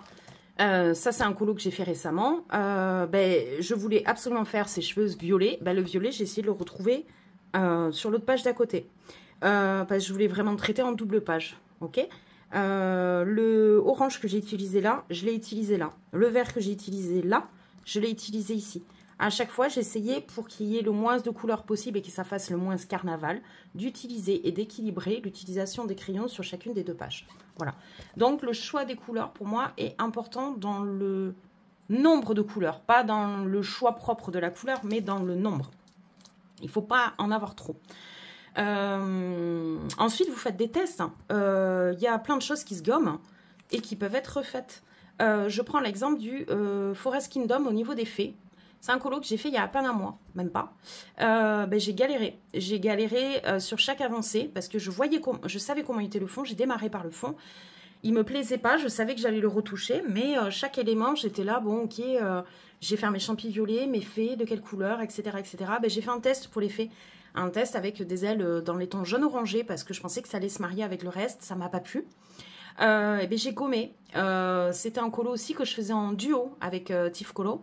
Et du coup, je lui ai posé aussi la question pour qu'elle m'aiguille, pour qu'elle m'aide, etc. Et c'est comme ça que j'ai fait mes choix. Donc, voilà, faites des tests, n'hésitez pas. On peut gommer. Du moment que vous n'avez pas saturé le papier, vous allez pouvoir y revenir.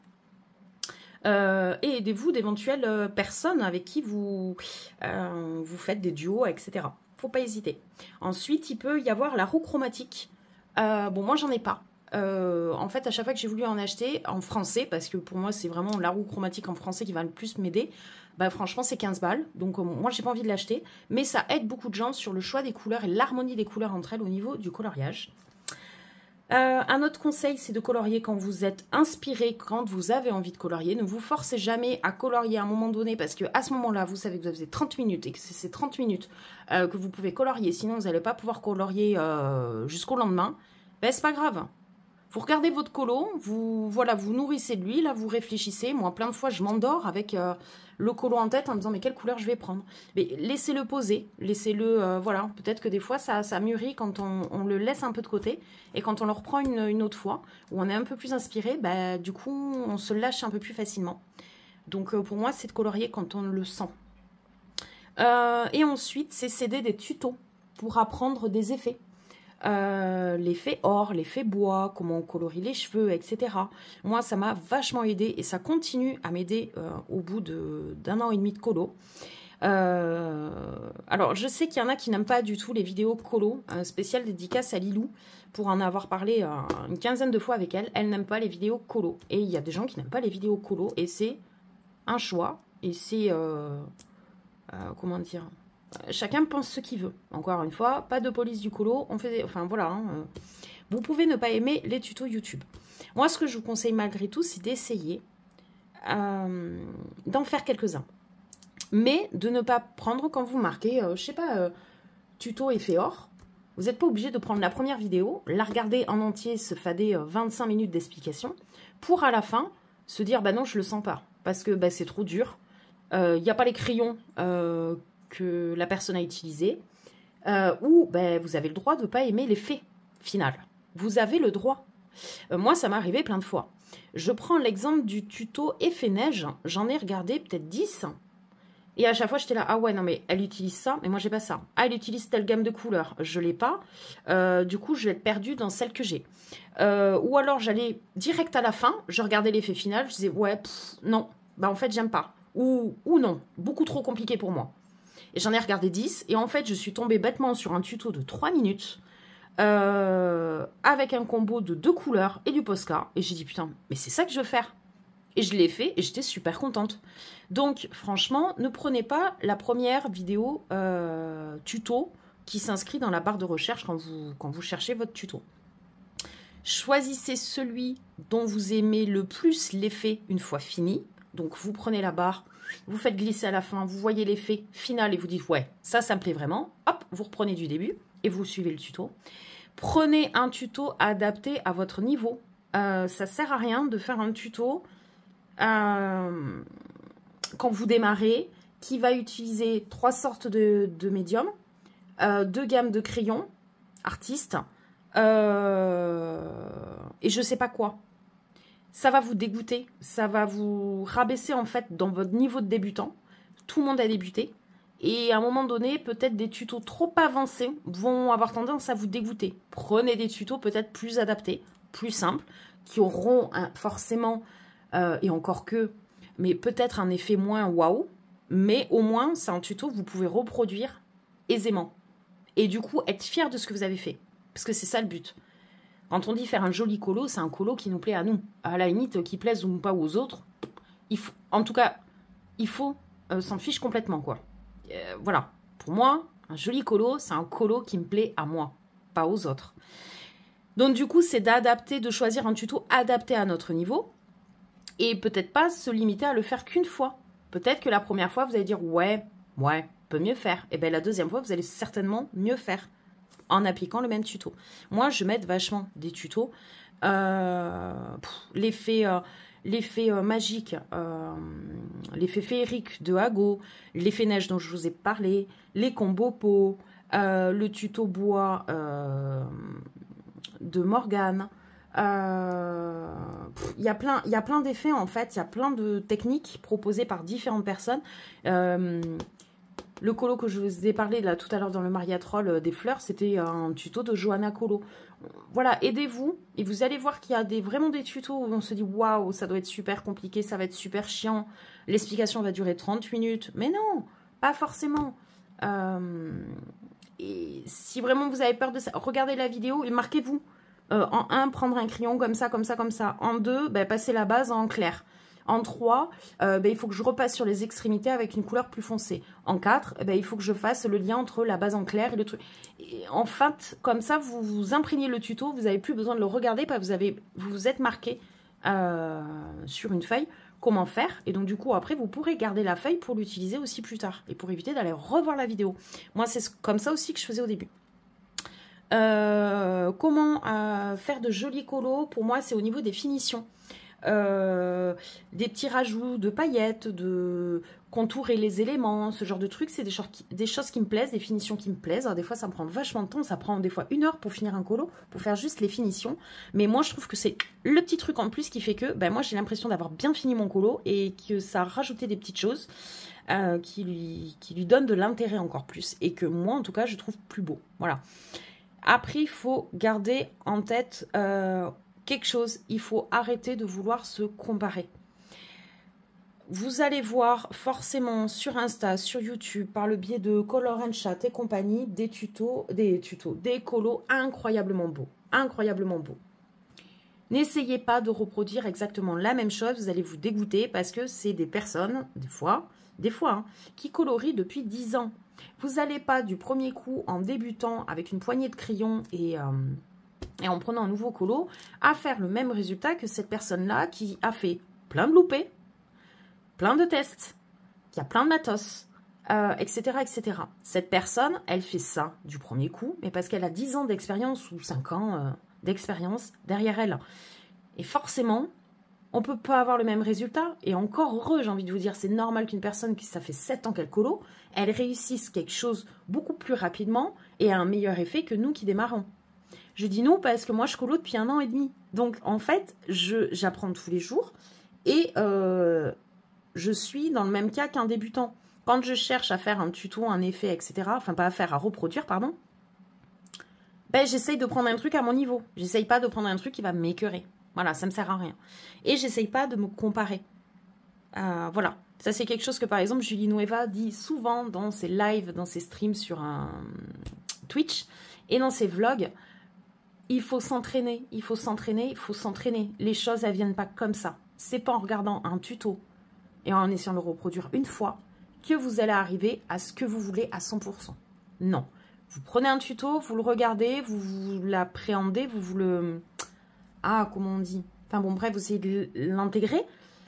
Vous essayez de le reproduire, vous voyez ce qui a merdé. Vous le voyez. Et vous voyez par contre ce qui a marché. Et ça va rester dans votre tête. Vous allez ruminer un petit peu dessus, vous allez réfléchir, etc. Et peut-être dans 2 mois, vous allez refaire le même effet. Vous allez dire, attends, la dernière fois, j'ai utilisé tel crayon ou j'ai utilisé tel truc. Et ben moi, ça m'allait pas exactement. Tiens, je vais tester avec ça. Et vous allez vous approprier, voilà, c'est le mot que je cherchais tout à l'heure, vous approprier le tuto. Et vous allez vous l'approprier à votre façon de faire, à vos goûts, à vous. Et j'en suis sûre que vous ferez quelque chose de mieux. Et c'est à force d'entraînement, et à force de faire des coloriages, à force de faire des ratés aussi, qu'on apprend. On apprend aussi de ses erreurs. Voilà.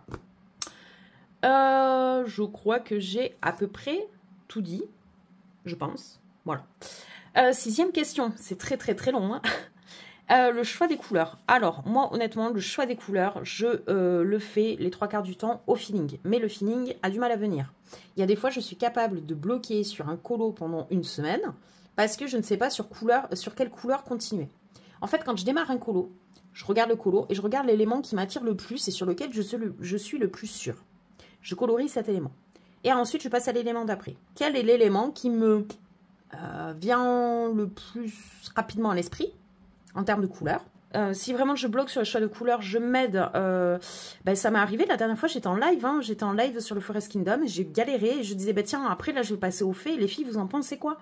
Et les filles dans le live m'ont donné leur idée, Kali m'a aidé également, et ça a pu me faire réfléchir, et je me suis dit, ah ouais, le turquoise, c'est pas con comme idée au niveau des faits. Et après, j'en ai parlé à Tiff, avec qui je faisais le duo, et ben en fin de compte, ça m'a débloqué le truc, et je me suis dit, ouais, je vais continuer là-dessus. J'ai fait un test, et j'ai aimé, et j'ai continué là-dessus. Donc voilà, il faut s'aider des personnes qu'il y a autour de nous. On peut s'aider donc encore une fois de la roue chromatique. Il existe également les Color Cube, je crois. Moi, j'en ai pas parce que je trouve ça horriblement cher et que ça enferme dans une palette de couleurs. Donc, c'est pas spécialement comme ça que j'aime fonctionner. Après, je dis pas que j'achèterai jamais. Peut-être que je changerai d'avis. Mais en tout cas, voilà. Et ensuite, pour avoir la couleur vraiment qu'on a en tête dans un combo, ne pas hésiter, alors moi j'ai jamais hésité et franchement j'ai jamais regretté à mélanger vos gammes. Moi par exemple je vais utiliser les luminances, je l'ai fait d'ailleurs tout à l'heure. J'ai utilisé les luminances parce que c'est mes crayons chouchou là ce temps-ci, je les utilise tout le temps, je les kiffe.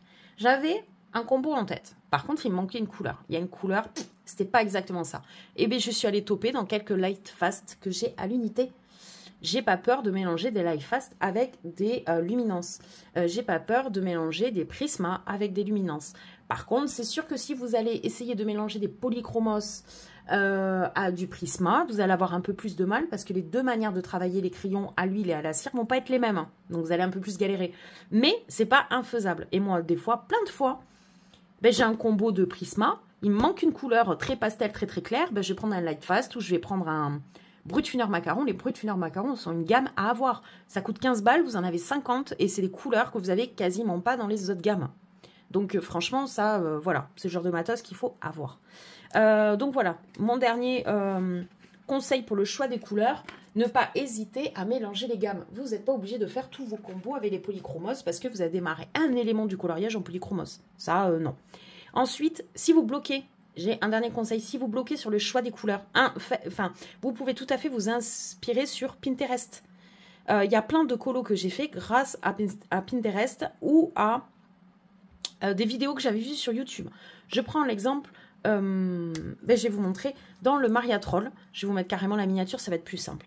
Celui-ci, je l'ai fait parce qu'en fait, une fois dans des vidéos de colo terminé de Johanna Colo, j'avais vu qu'elle avait fait un colo qui ressemblait, c'était pas exactement le même, mais visiblement c'était un Maria Troll avec ces couleurs-là. Et elle avait dit, bah ouais, j'ai utilisé les polychromos, machin, et j'ai utilisé le Posca saumon ou corail. Attendez, je vais vous le dire, je l'ai devant. Corail. J'ai fait le fond avec le Posca corail, je l'adore, je l'adore. Je dis, putain, il est trop bien ce Posca.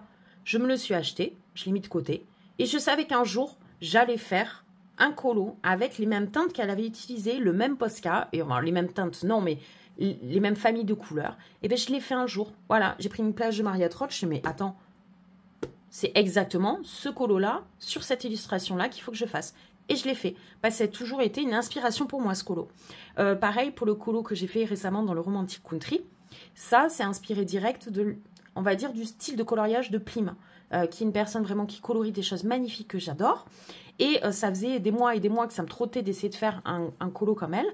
Elle a fait un speed coloring. J'ai suivi son speed coloring. J'ai choisi une illustration dans le Romantic Country. J'ai testé son combo de couleurs. J'avais pas tous les crayons de ces... j'avais pas toutes les gammes qu'elle utilisait. Donc j'étais un peu bloquée. J'aimais pas trop ce que j'avais fait. Mais j'ai dit, ok, je vois à peu près les crayons qu'il faut que je prenne. Je vais tester avec que les luminances. Et j'ai testé qu'avec les luminances et je me suis régalée. Et allons-y. Et en fait, j'ai testé. Je me suis clairement inspirée d'un colo qui m'avait plu. Et ça, c'est possible aussi. C'est possible de s'inspirer de quelqu'un. Voilà. On continue. 7e question, méthode de blendage. Blender. Blender les colos. Alors, il faut savoir que c'est pas obligatoire. Blender, ça permet de fondre les dégradés de couleurs entre elles et du coup d'éviter d'avoir le grain du papier visible. Voilà, quand vous avez papier à grain, vous avez beau colorier, à un moment donné, à part appuyer comme un taré, vous allez avoir plein de petits grains blancs du papier au fond qui apparaissent. Le blendage permet d'effacer ça, mais c'est quelque chose qui n'est pas du tout obligatoire. Alors, pour ceux qui veulent blender, moi, honnêtement, j'ai essayé l'essence sans odeur. J'ai pas trop aimé. Déjà, il faut avoir la fiole à côté de soi. Il faut avoir les cotons-tiges. Ça a tendance, pour moi, à ternir les colos. La seule fois où je l'ai utilisé, où vraiment j'étais contente, c'était mon premier effet peau foncé. Là, vous avez une vidéo d'ailleurs où je débutais, c'était mon premier combo de peau aussi gros. Et en plus en peau foncée. Donc j'ai galéré à trouver le combo, etc. etc. J'avais testé à la technique de l'essence odeur. Et effectivement, pour un débutant, c'est très bien. Mais ça a tendance à un peu à ternir les couleurs. Et en plus, moi, dernièrement, quand j'ai voulu utiliser l'essence sans odeur, catastrophe, j'en ai renversé partout sur le bureau. Donc en plus, c'est bon, voilà. C'est du liquide, c'est pas forcément très pratique. Moi, ce que je conseille pour blender, c'est vraiment juste blender... fondre les couleurs entre elles et ne plus voir ce grain de papier. C'est d'utiliser un blender crayon. Alors, j'en ai utilisé plein, je vous les ai sortis. Vous avez les... Alors, attendez, dans l'ordre, j'ai acheté ça. Je l'ai en double, ça. Ah oui, ça devait être une boîte de 4. Ouais, ok. Alors, au début, j'ai acheté ceux-là. Ils se vendent ensemble, c'est de chez Derwent. Vous avez un blender et un burnisher. Alors, je crois que le burnisher, c'est pour donner un effet plus brillant, on va dire, au colo, je crois. Et le blender, c'est vraiment pour mélanger les couleurs, faire un dégradé bien nickel et éviter de voir le grain de papier. Ce crayon, franchement, je l'ai utilisé. Hein. Je ne peux pas dire que je ne l'ai pas utilisé. C'est le premier blender que j'ai acheté. Vous voyez, je l'ai quand même pas mal utilisé. Mais vous voyez, j'ai arrêté de l'utiliser puisque même celui-là, il est neuf. Honnêtement, les burnishers, très peu utilisés. Ouais, très peu. Hein. Vous voyez... pas utilisé, on peut dire. C'est pas forcément les blenders que j'ai le plus apprécié. J'ai voulu ensuite acheter les Prismacolor. Pareil, par boîte de 2. Ils sont vendus au début, vous les recevez comme ça, sans mine. Vous les taillez et hop, vous avez la mine. Je les déteste. Vraiment pas du tout aimé. Pareil, je l'ai quand même utilisé. Je ne peux pas dire que je ne l'ai pas utilisé. Mais je n'ai pas aimé. Ceux que vraiment je recommande, ils s'achètent comme ça. C'est ceux de Caran d'Ache. Vous avez donc en fait deux styles de blender. Vous avez le blender à crayon et le blender cire. Alors le blender cire est extraordinaire, par contre très fragile. Il tombe, il se casse, mais ça n'empêche pas de l'utiliser. Je vais vous montrer le mien. Eh ben je ne l'ai pas sur moi, comme ça je ne vais pas pouvoir vous le montrer. Bref, il est petit comme ça, il s'est cassé dès le début, j'avais 2 morceaux comme ça. Et aujourd'hui j'en ai un qui est rikiki comme ça, l'autre qui est rikiki comme ça, voilà. Franchement, ça, vous l'avez en gros à 8 €, vous avez les deux, donc voilà. Les deux sont très bien. Moi j'ai une préférence pour celui-ci, celui à la cire, mais le blender crayon est très bien aussi. On est plein à préférer celui-là, mais il y en a d'autres qui vont préférer ceux que je vous ai montrés, là, les Prisma ou les Derwent. Encore une fois, c'est vous en testant. Si par exemple vous testez celui-ci en premier et que vous n'êtes pas satisfait à 100%, c'est peut-être que vous devez essayer les autres. Voilà, chacun aime des produits complètement différents. Ensuite, alors pour le blendage, c'est pas vraiment un blender à proprement parler, mais pour le pastel à l'huile, moi ce que je recommande, c'est cette petite merveille. C'est vraiment du gadget de chez Temu. Alors soit c'est en pack de 3, ça se vend à peu près voilà comme ça. Soit ça se vend par pack de 3 avec différents types de mines, soit ça se vend à l'unité, vous choisissez le type de mine que vous voulez. Ça s'achète sur Temu principalement ou AliExpress, ça aide vachement à mélanger les couleurs entre elles au niveau du pastel à l'huile, c'est super agréable à utiliser. En fait, on a l'impression de patouiller, je trouve, beaucoup moins salissant forcément que d'utiliser ses doigts. Voilà, moi je vous recommande ces petites merveilles. J'essaierai de penser à vous mettre un des liens, parce qu'il y en a plein, un des liens de Temu.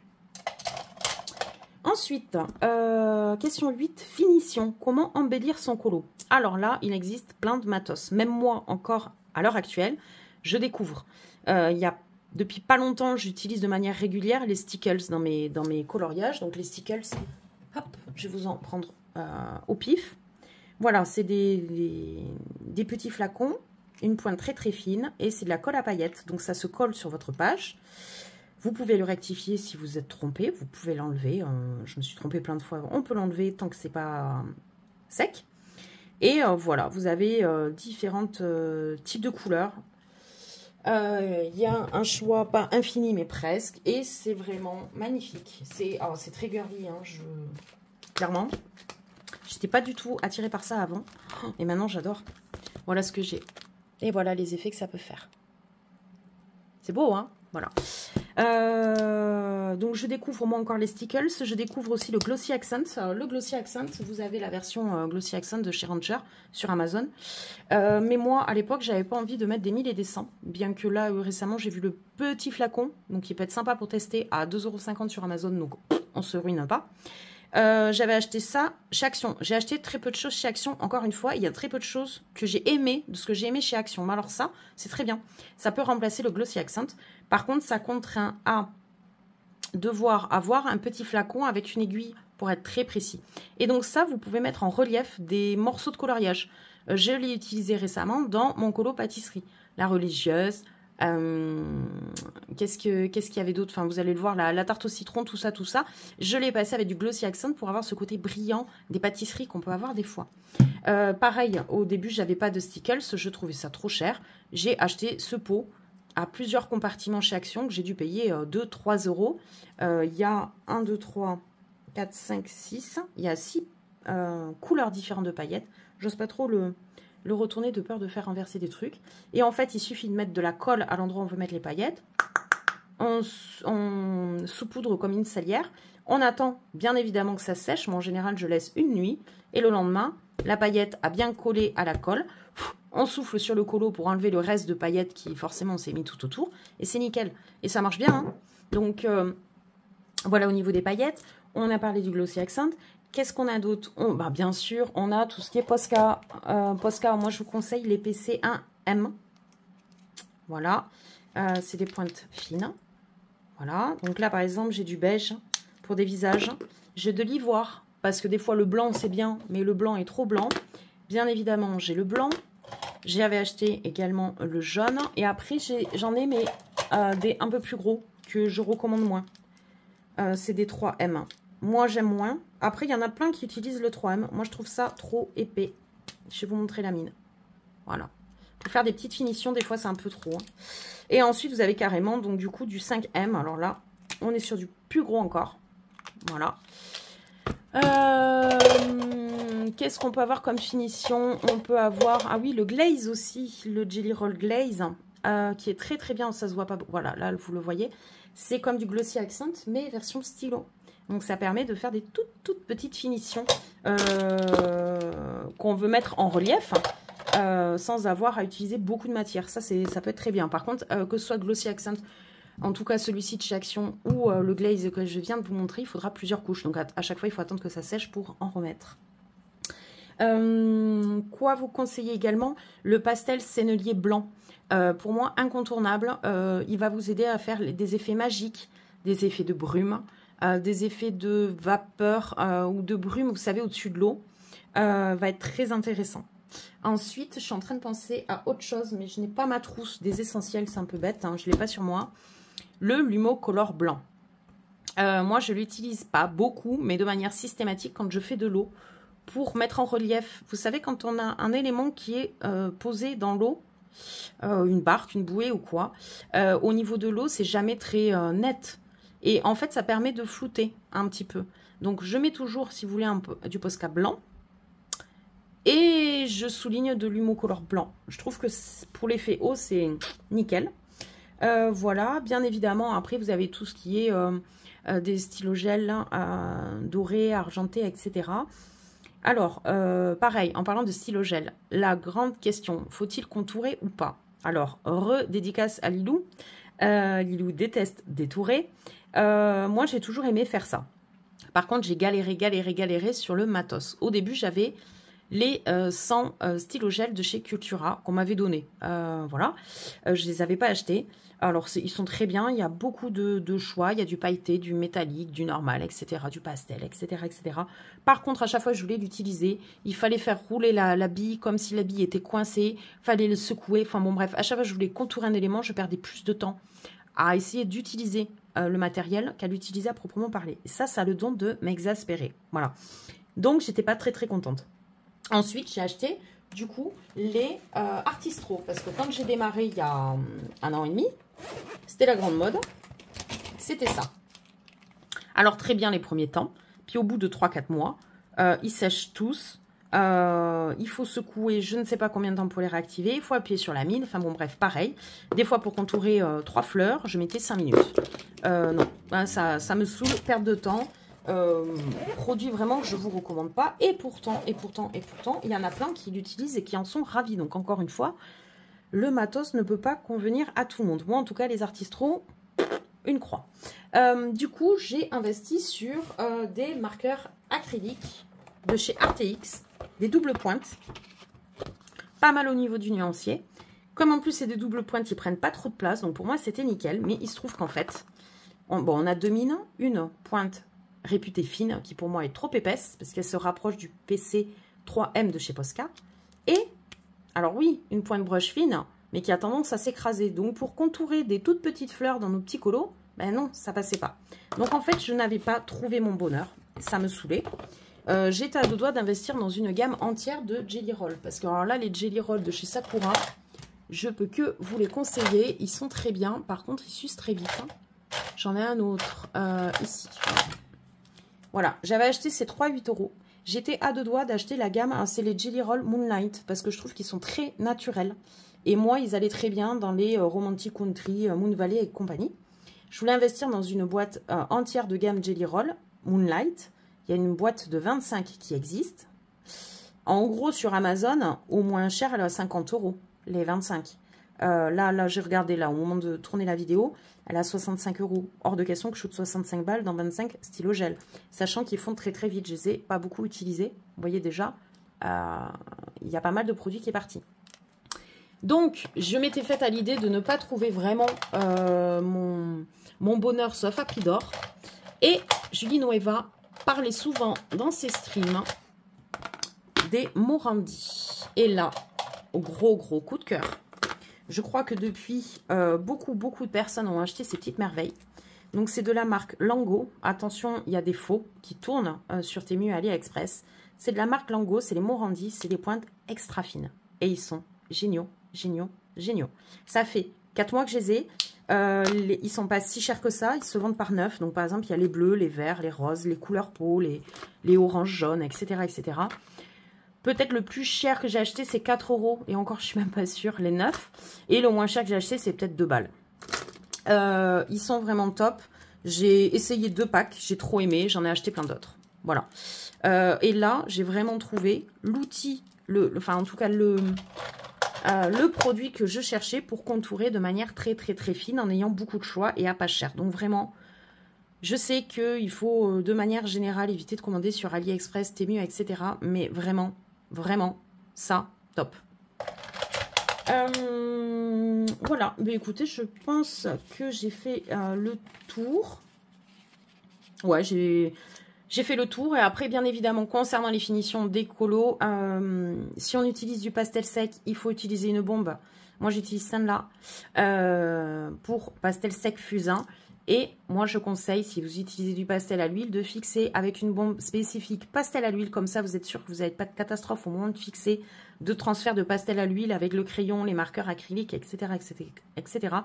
La seule bombe fixative spéciale pastel à l'huile où c'est marqué dessus pastel à l'huile, malheureusement, c'est la marque Sennelier. Ça coûte ultra cher. C'est celle-ci. Mais vraiment, moi, je vous la recommande.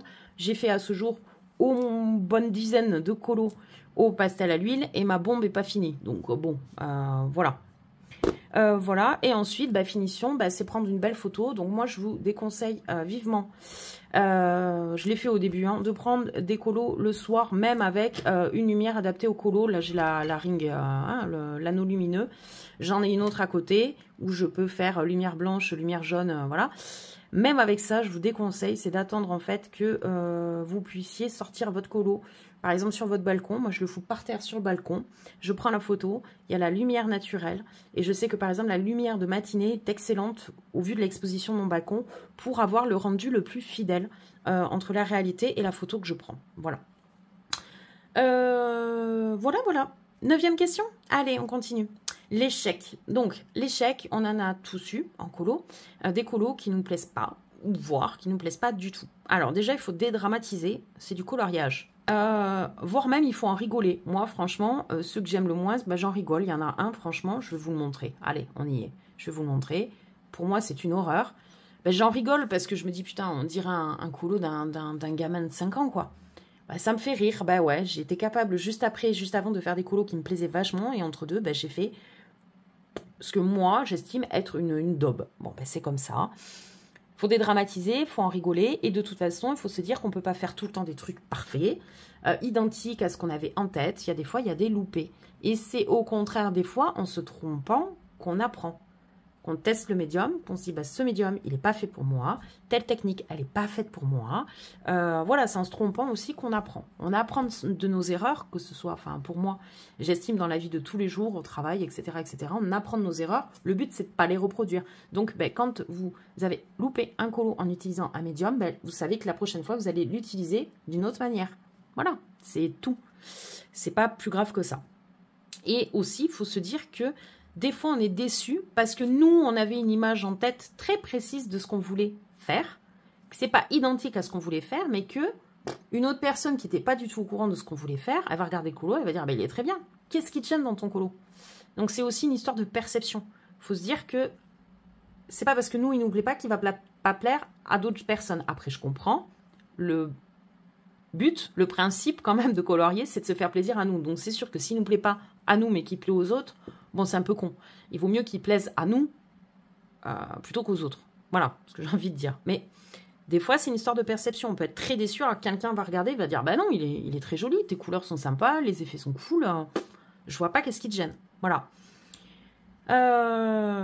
Donc, voilà. Et moi, effectivement, quand j'ai une déception, je vais pas avoir tendance à arracher la page de papier et l'acheter. Voilà. J'arrache pas.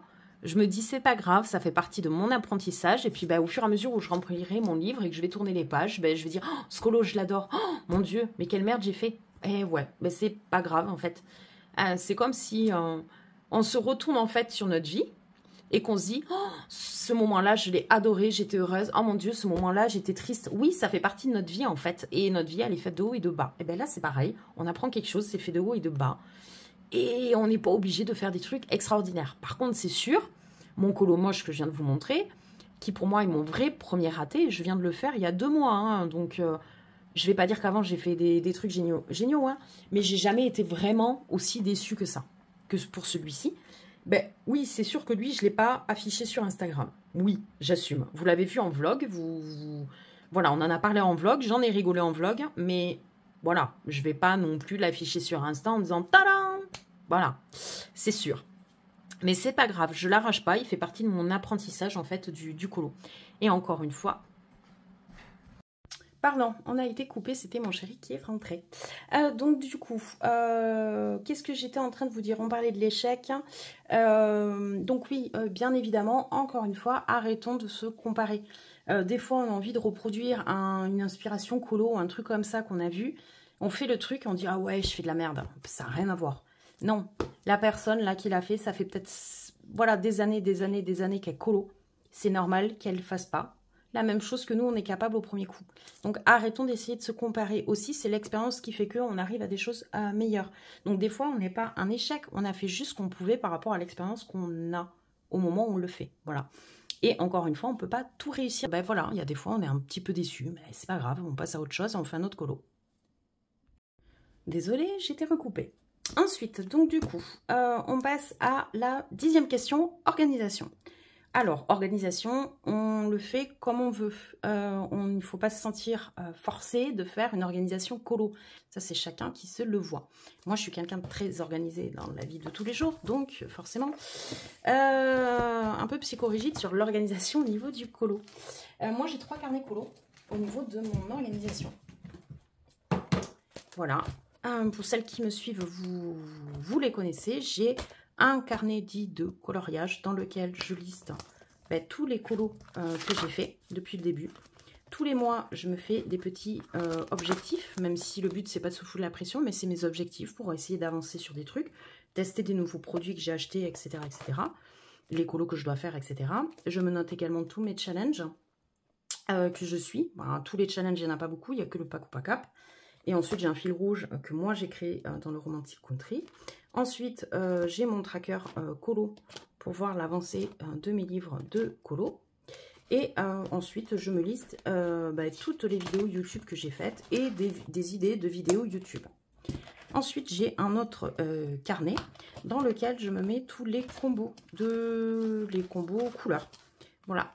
Donc là, tous les combos, une fois que je les ai faits, que je les aime bien, etc., je me les note, je marque les crayons. Et voilà, j'ai tout. Et ensuite, j'ai bien évidemment, moi ce que je vous conseille vraiment à minima, c'est d'avoir un nuancier pour bien connaître vos gammes de crayons et tout votre matos. Parce que des fois, moi je recherche une teinte spécifique et je regarde toutes les pages de nuanciers de crayons de couleur pour trouver le bon truc. Voilà, donc là je les ai fait comme ceci pour les Prisma et les Polychromos. Ça c'est les Prisma. Ça c'est les fameux Brutunner Macaron dont je parlais tout à l'heure. Les Derwent Drawing. Bon, ça, c'est des crayons à l'unité. Tous mes stylos gel Morandi dont j'ai parlé tout à l'heure, les Stickles, etc., etc. Bon, je ne vais pas tout vous passer. J'ai également un nuancier d'aquarelle que je viens de refaire, donc du coup par fiche comme ça, parce que je trouve ça super pratique. Et ensuite, je vais vous montrer, voilà, un nouveau type de nuancier que moi j'aime beaucoup. C'est par gamme en fait, par famille de couleurs. Donc là, par exemple, je sais que dans les oranges rouges, chez les luminances, il faut que j'aille de cette teinte à cette teinte. Que ces 3 couleurs vont bien matcher ensemble, que ces 3 vont bien matcher ensemble, etc. etc. Voilà, ces verts-là vont très bien ensemble, ces verts-là vont très bien ensemble, mais par exemple, ces verts-là vont pas forcément aller avec un des verts qui sont là. Voilà, bon, celui-ci, c'est un nuancier, on va dire, un peu plus avancé, mais qui, moi, me permet de ne plus réfléchir sur mes combos, donc je gagne un temps fou. Donc j'ai envie de faire pareil pour les polis et les prismas. J'aimerais beaucoup y arriver, mais ça prend du temps de refaire des nuanciers. Donc voilà mes 3 carnets colo. Ensuite, dans mon organisation de tous les jours, je m'évite de faire trop de challenge parce que ça me bouffe du temps et je ne colo pas assez. Donc je n'en suis plus beaucoup, que juste le pack ou pas cap et mon fil rouge parce que j'ai pas envie de me foutre la pression. Voilà, ça sert à rien. Ensuite, on a parlé des trousses de crayon tout à l'heure déjà. Ensuite, la question par rapport aux trousses. Alors, il y en a qui fonctionnent avec une trousse par gamme de crayons. Il y en a qui fonctionnent avec une trousse multigamme de crayons. J'en ai qu'une. Et j'aime bien. Honnêtement, j'aime bien. C'est celle-ci. Celles qui me suivent la connaissent déjà. J'ai en fait ici hop, une trousse dans laquelle j'ai mes luminances. Voilà. Mes brutuners macarons et également mes Derwent Drawing et quelques crayons achetés à l'unité Lightfast, un Chromaflow et un petit combo, vous voyez, de Pablo. Et j'aime bien. Pour juste reconnaître les crayons, les gammes de crayons dans ma trousse, j'ai acheté des porte-clés qui permet de, là par exemple, dans celui-ci, avec le L comme luminance, je sais que dans ces 2 racks, là, j'ai les luminances, voilà. Ça permet d'éviter d'ouvrir et de fermer la trousse tout le temps. Donc, je trouve ça pratique. Voilà. Et ensuite, il y en a qui utilisent plusieurs trousses. Et dans chacune des trousses, vont par exemple mélanger tous les bleus de toute leur gamme. Bon, ça aussi, à un moment donné, je me suis posé la question. Le problème, c'est qu'il faut acheter des grandes trousses. Sinon, on en a 40 et moi, je peux pas. Parce que des fois, je colorie dans mon salon. Donc, je peux pas avoir 40 trousses. Et en fait, les grandes trousses ne rentrent pas dans ma bibliothèque. Donc, voilà. Fail, on n'en parle plus. Ensuite, on a parlé des nuanciers. Ensuite, de la trousse des essentiels. Donc, moi, j'ai toujours une petite trousse, bon, que j'ai pas là. Où dedans, j'ai ma gomme électrique, ma gomme classique. Un petit taille-crayon de la marque de Tigal. C'est pas un Tigal, mais c'est la même marque. Mes blenders. Une brosse pour enlever la poussière de colo. Voilà. Et ensuite, un conseil au niveau de l'organisation, c'est d'essayer un maximum de regrouper son matos. J'ai en fait un tiroir là juste à côté de moi où j'ai par exemple mes pastels secs et pen pastel. En dessous, j'ai un tiroir où j'ai que de l'aquarelle. Enfin voilà, d'essayer de les regrouper, les matos qui se ressemblent ou qui sont identiques les uns avec les autres. Voilà. Et ce qui va aider aussi, c'est d'avoir ces matos là à portée de main. Plus il va être à portée de main, plus vous allez avoir facilement tendance à les utiliser. Voilà. 11e question. Comment se perfectionner et s'améliorer? Alors, pour moi, cette question, c'est très simple. C'est être curieux, c'est tester et expérimenter. Par exemple, moi, j'ai expérimenté un coloriage tout en monochrome. Voilà, parce qu'un jour, j'avais décidé que j'utilisais pas assez de bleu, et puis j'ai fait un monochrome de bleu. Voilà. Pareil pour le colo imitation plume, colo de nuit, c'est voilà, j'ai voulu tester. Voilà. Voilà. Ensuite, c'est de céder éventuellement des tutos. Donc, comme on a répondu déjà à cette question, je crois que c'était la 5. Je vous laisserai réécouter si vous en avez besoin. Voilà, c'est CD de tutos. De prendre, comme je l'ai dit tout à l'heure, des inspirations aussi sur les réseaux, Pinterest, Insta, etc. etc. CD de colocopines, groupe Facebook, Insta, Discord, YouTube, Twitch. Enfin, vous avez tellement de choses possibles, ne pas hésiter à céder. Voilà. Pareil, des fois j'ai des doutes entre les 2 couleurs. Je m'aide en fait de mon chéri. Je lui dis, voilà, tu préférais ça ou ça? Et puis il me dit ce qu'il trouverait le plus adéquat pour le colo. Et dernier conseil, encore une fois, de ne pas se comparer et accepter que tout ça, ça va prendre du temps. On ne se perfectionne pas et on ne s'améliore pas en 3 mois. Voilà, ça prend des années. C'est comme ça. 12e question, prendre du plaisir et s'amuser. Alors ça, clairement, ça reste le principal. Il faut toujours qu'on colo en prenant du plaisir. Si on ne prend plus de plaisir, c'est qu'il y a un problème, soit sur la passion, ou alors on s'est mis trop de contraintes. Attention aux personnes qui décident de faire trop de challenges ou qui s'engagent dans trop de duos. Si on colo pas beaucoup, ça sert à rien de s'engager sur 4 colos dans le mois et participer à 3 challenges. On n'y arrivera pas.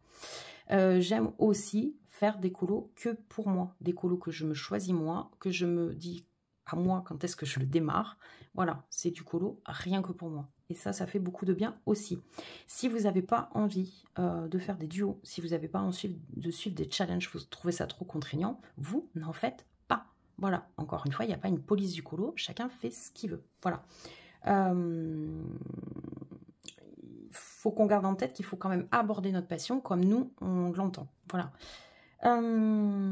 Sinon, on va se foutre de la pression, on va être paniqué par le nombre de colos qu'il faut faire et qu'il faut rendre. Ça va nous dégoûter et ça peut même provoquer chez certains des pannes colos, où là, vraiment, on a un dégoût du colo, on ne veut pas en entendre parler, on est incapable de reprendre un crayon pour mettre en couleur. Donc ça, arriver là, c'est un peu dommage. 13e et je crois dernière question.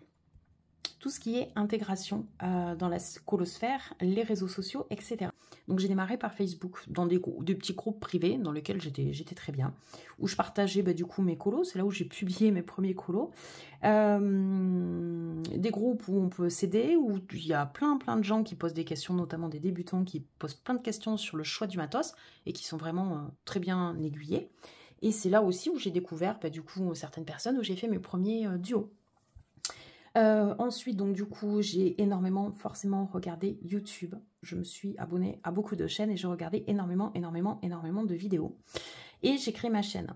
Donc du coup, qui dit création de chaîne, en fait, j'ai vite atterri sur Insta parce qu'en fait, pour se faire connaître et pour partager, c'est vrai que c'est sur Insta que ça se passe. J'étais une anti-Insta, mais en fin de compte, tout le monde m'a dit non mais la colosphère, elle est sur Insta. Et c'est vrai que sur Insta, on a beaucoup plus de publications de coloriage, de nouvelles sur tel illustrateur, de challenges qui sont publiés, voilà. Il y a beaucoup plus de contenu, en fait. Et donc, du coup, forcément, j'ai créé donc du coup mon compte Instagram, mais que pour le colo. Je m'en sers absolument pas à titre perso. Voilà, donc oui, c'est un réseau qui est quand même plus actif que Facebook au niveau colo.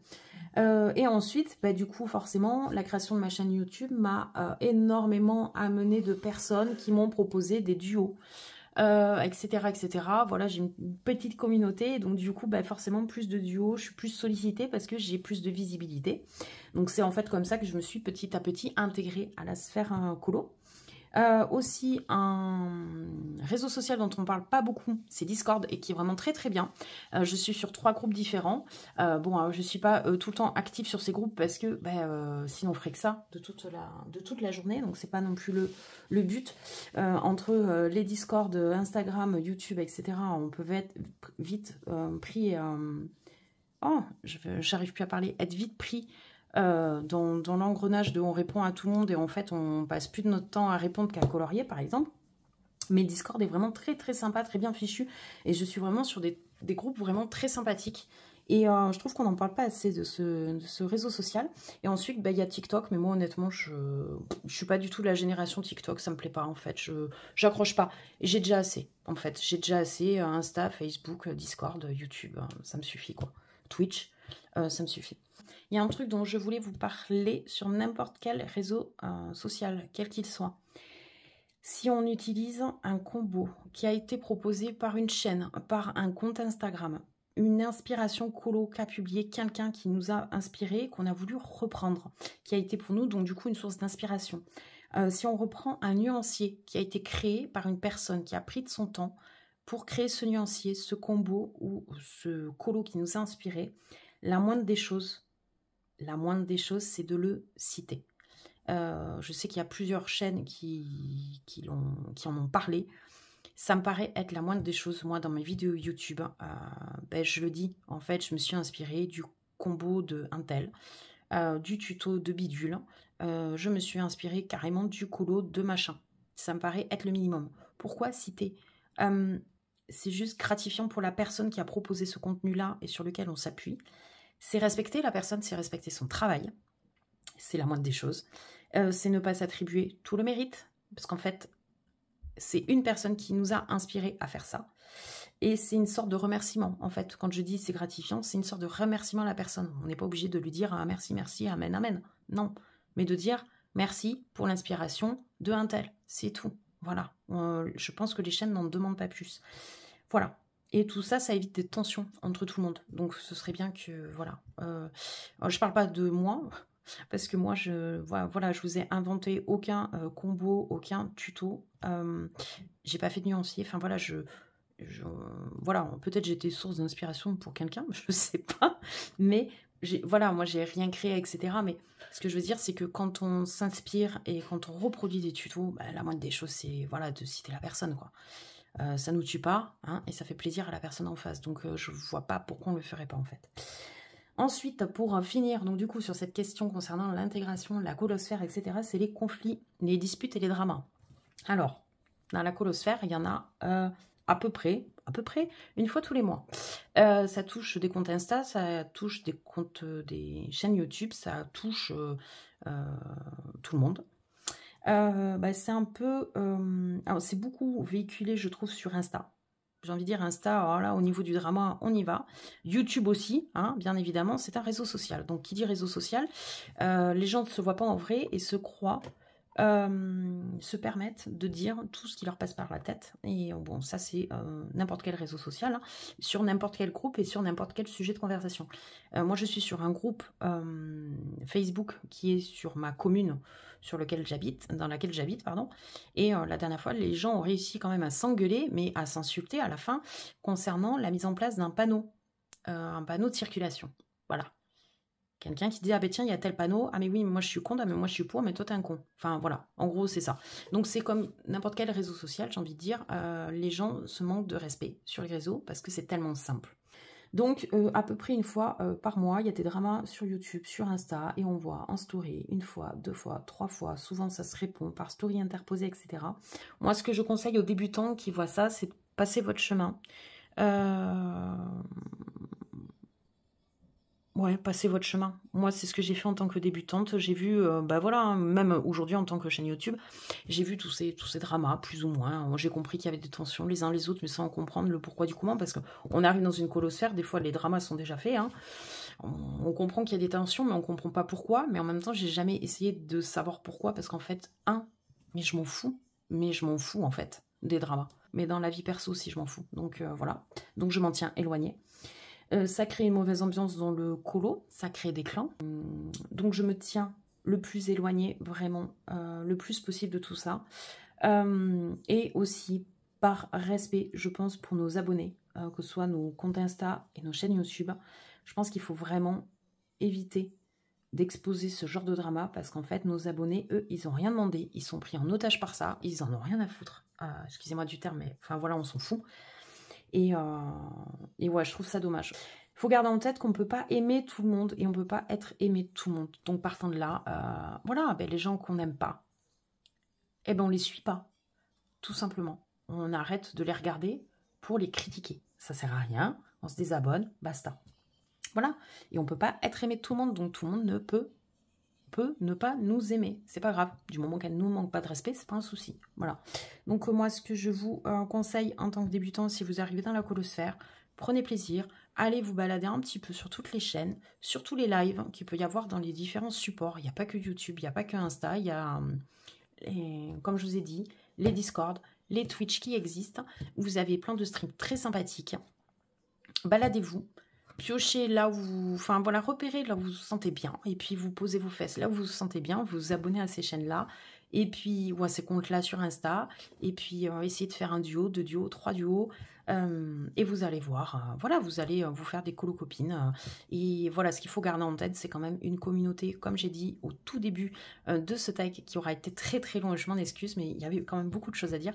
Il y a vraiment une communauté top, top, top, des gens magnifiques. Il ne faut pas perdre ça en tête. J'ai fait de très belles rencontres, qu'elles soient physiques ou virtuelles.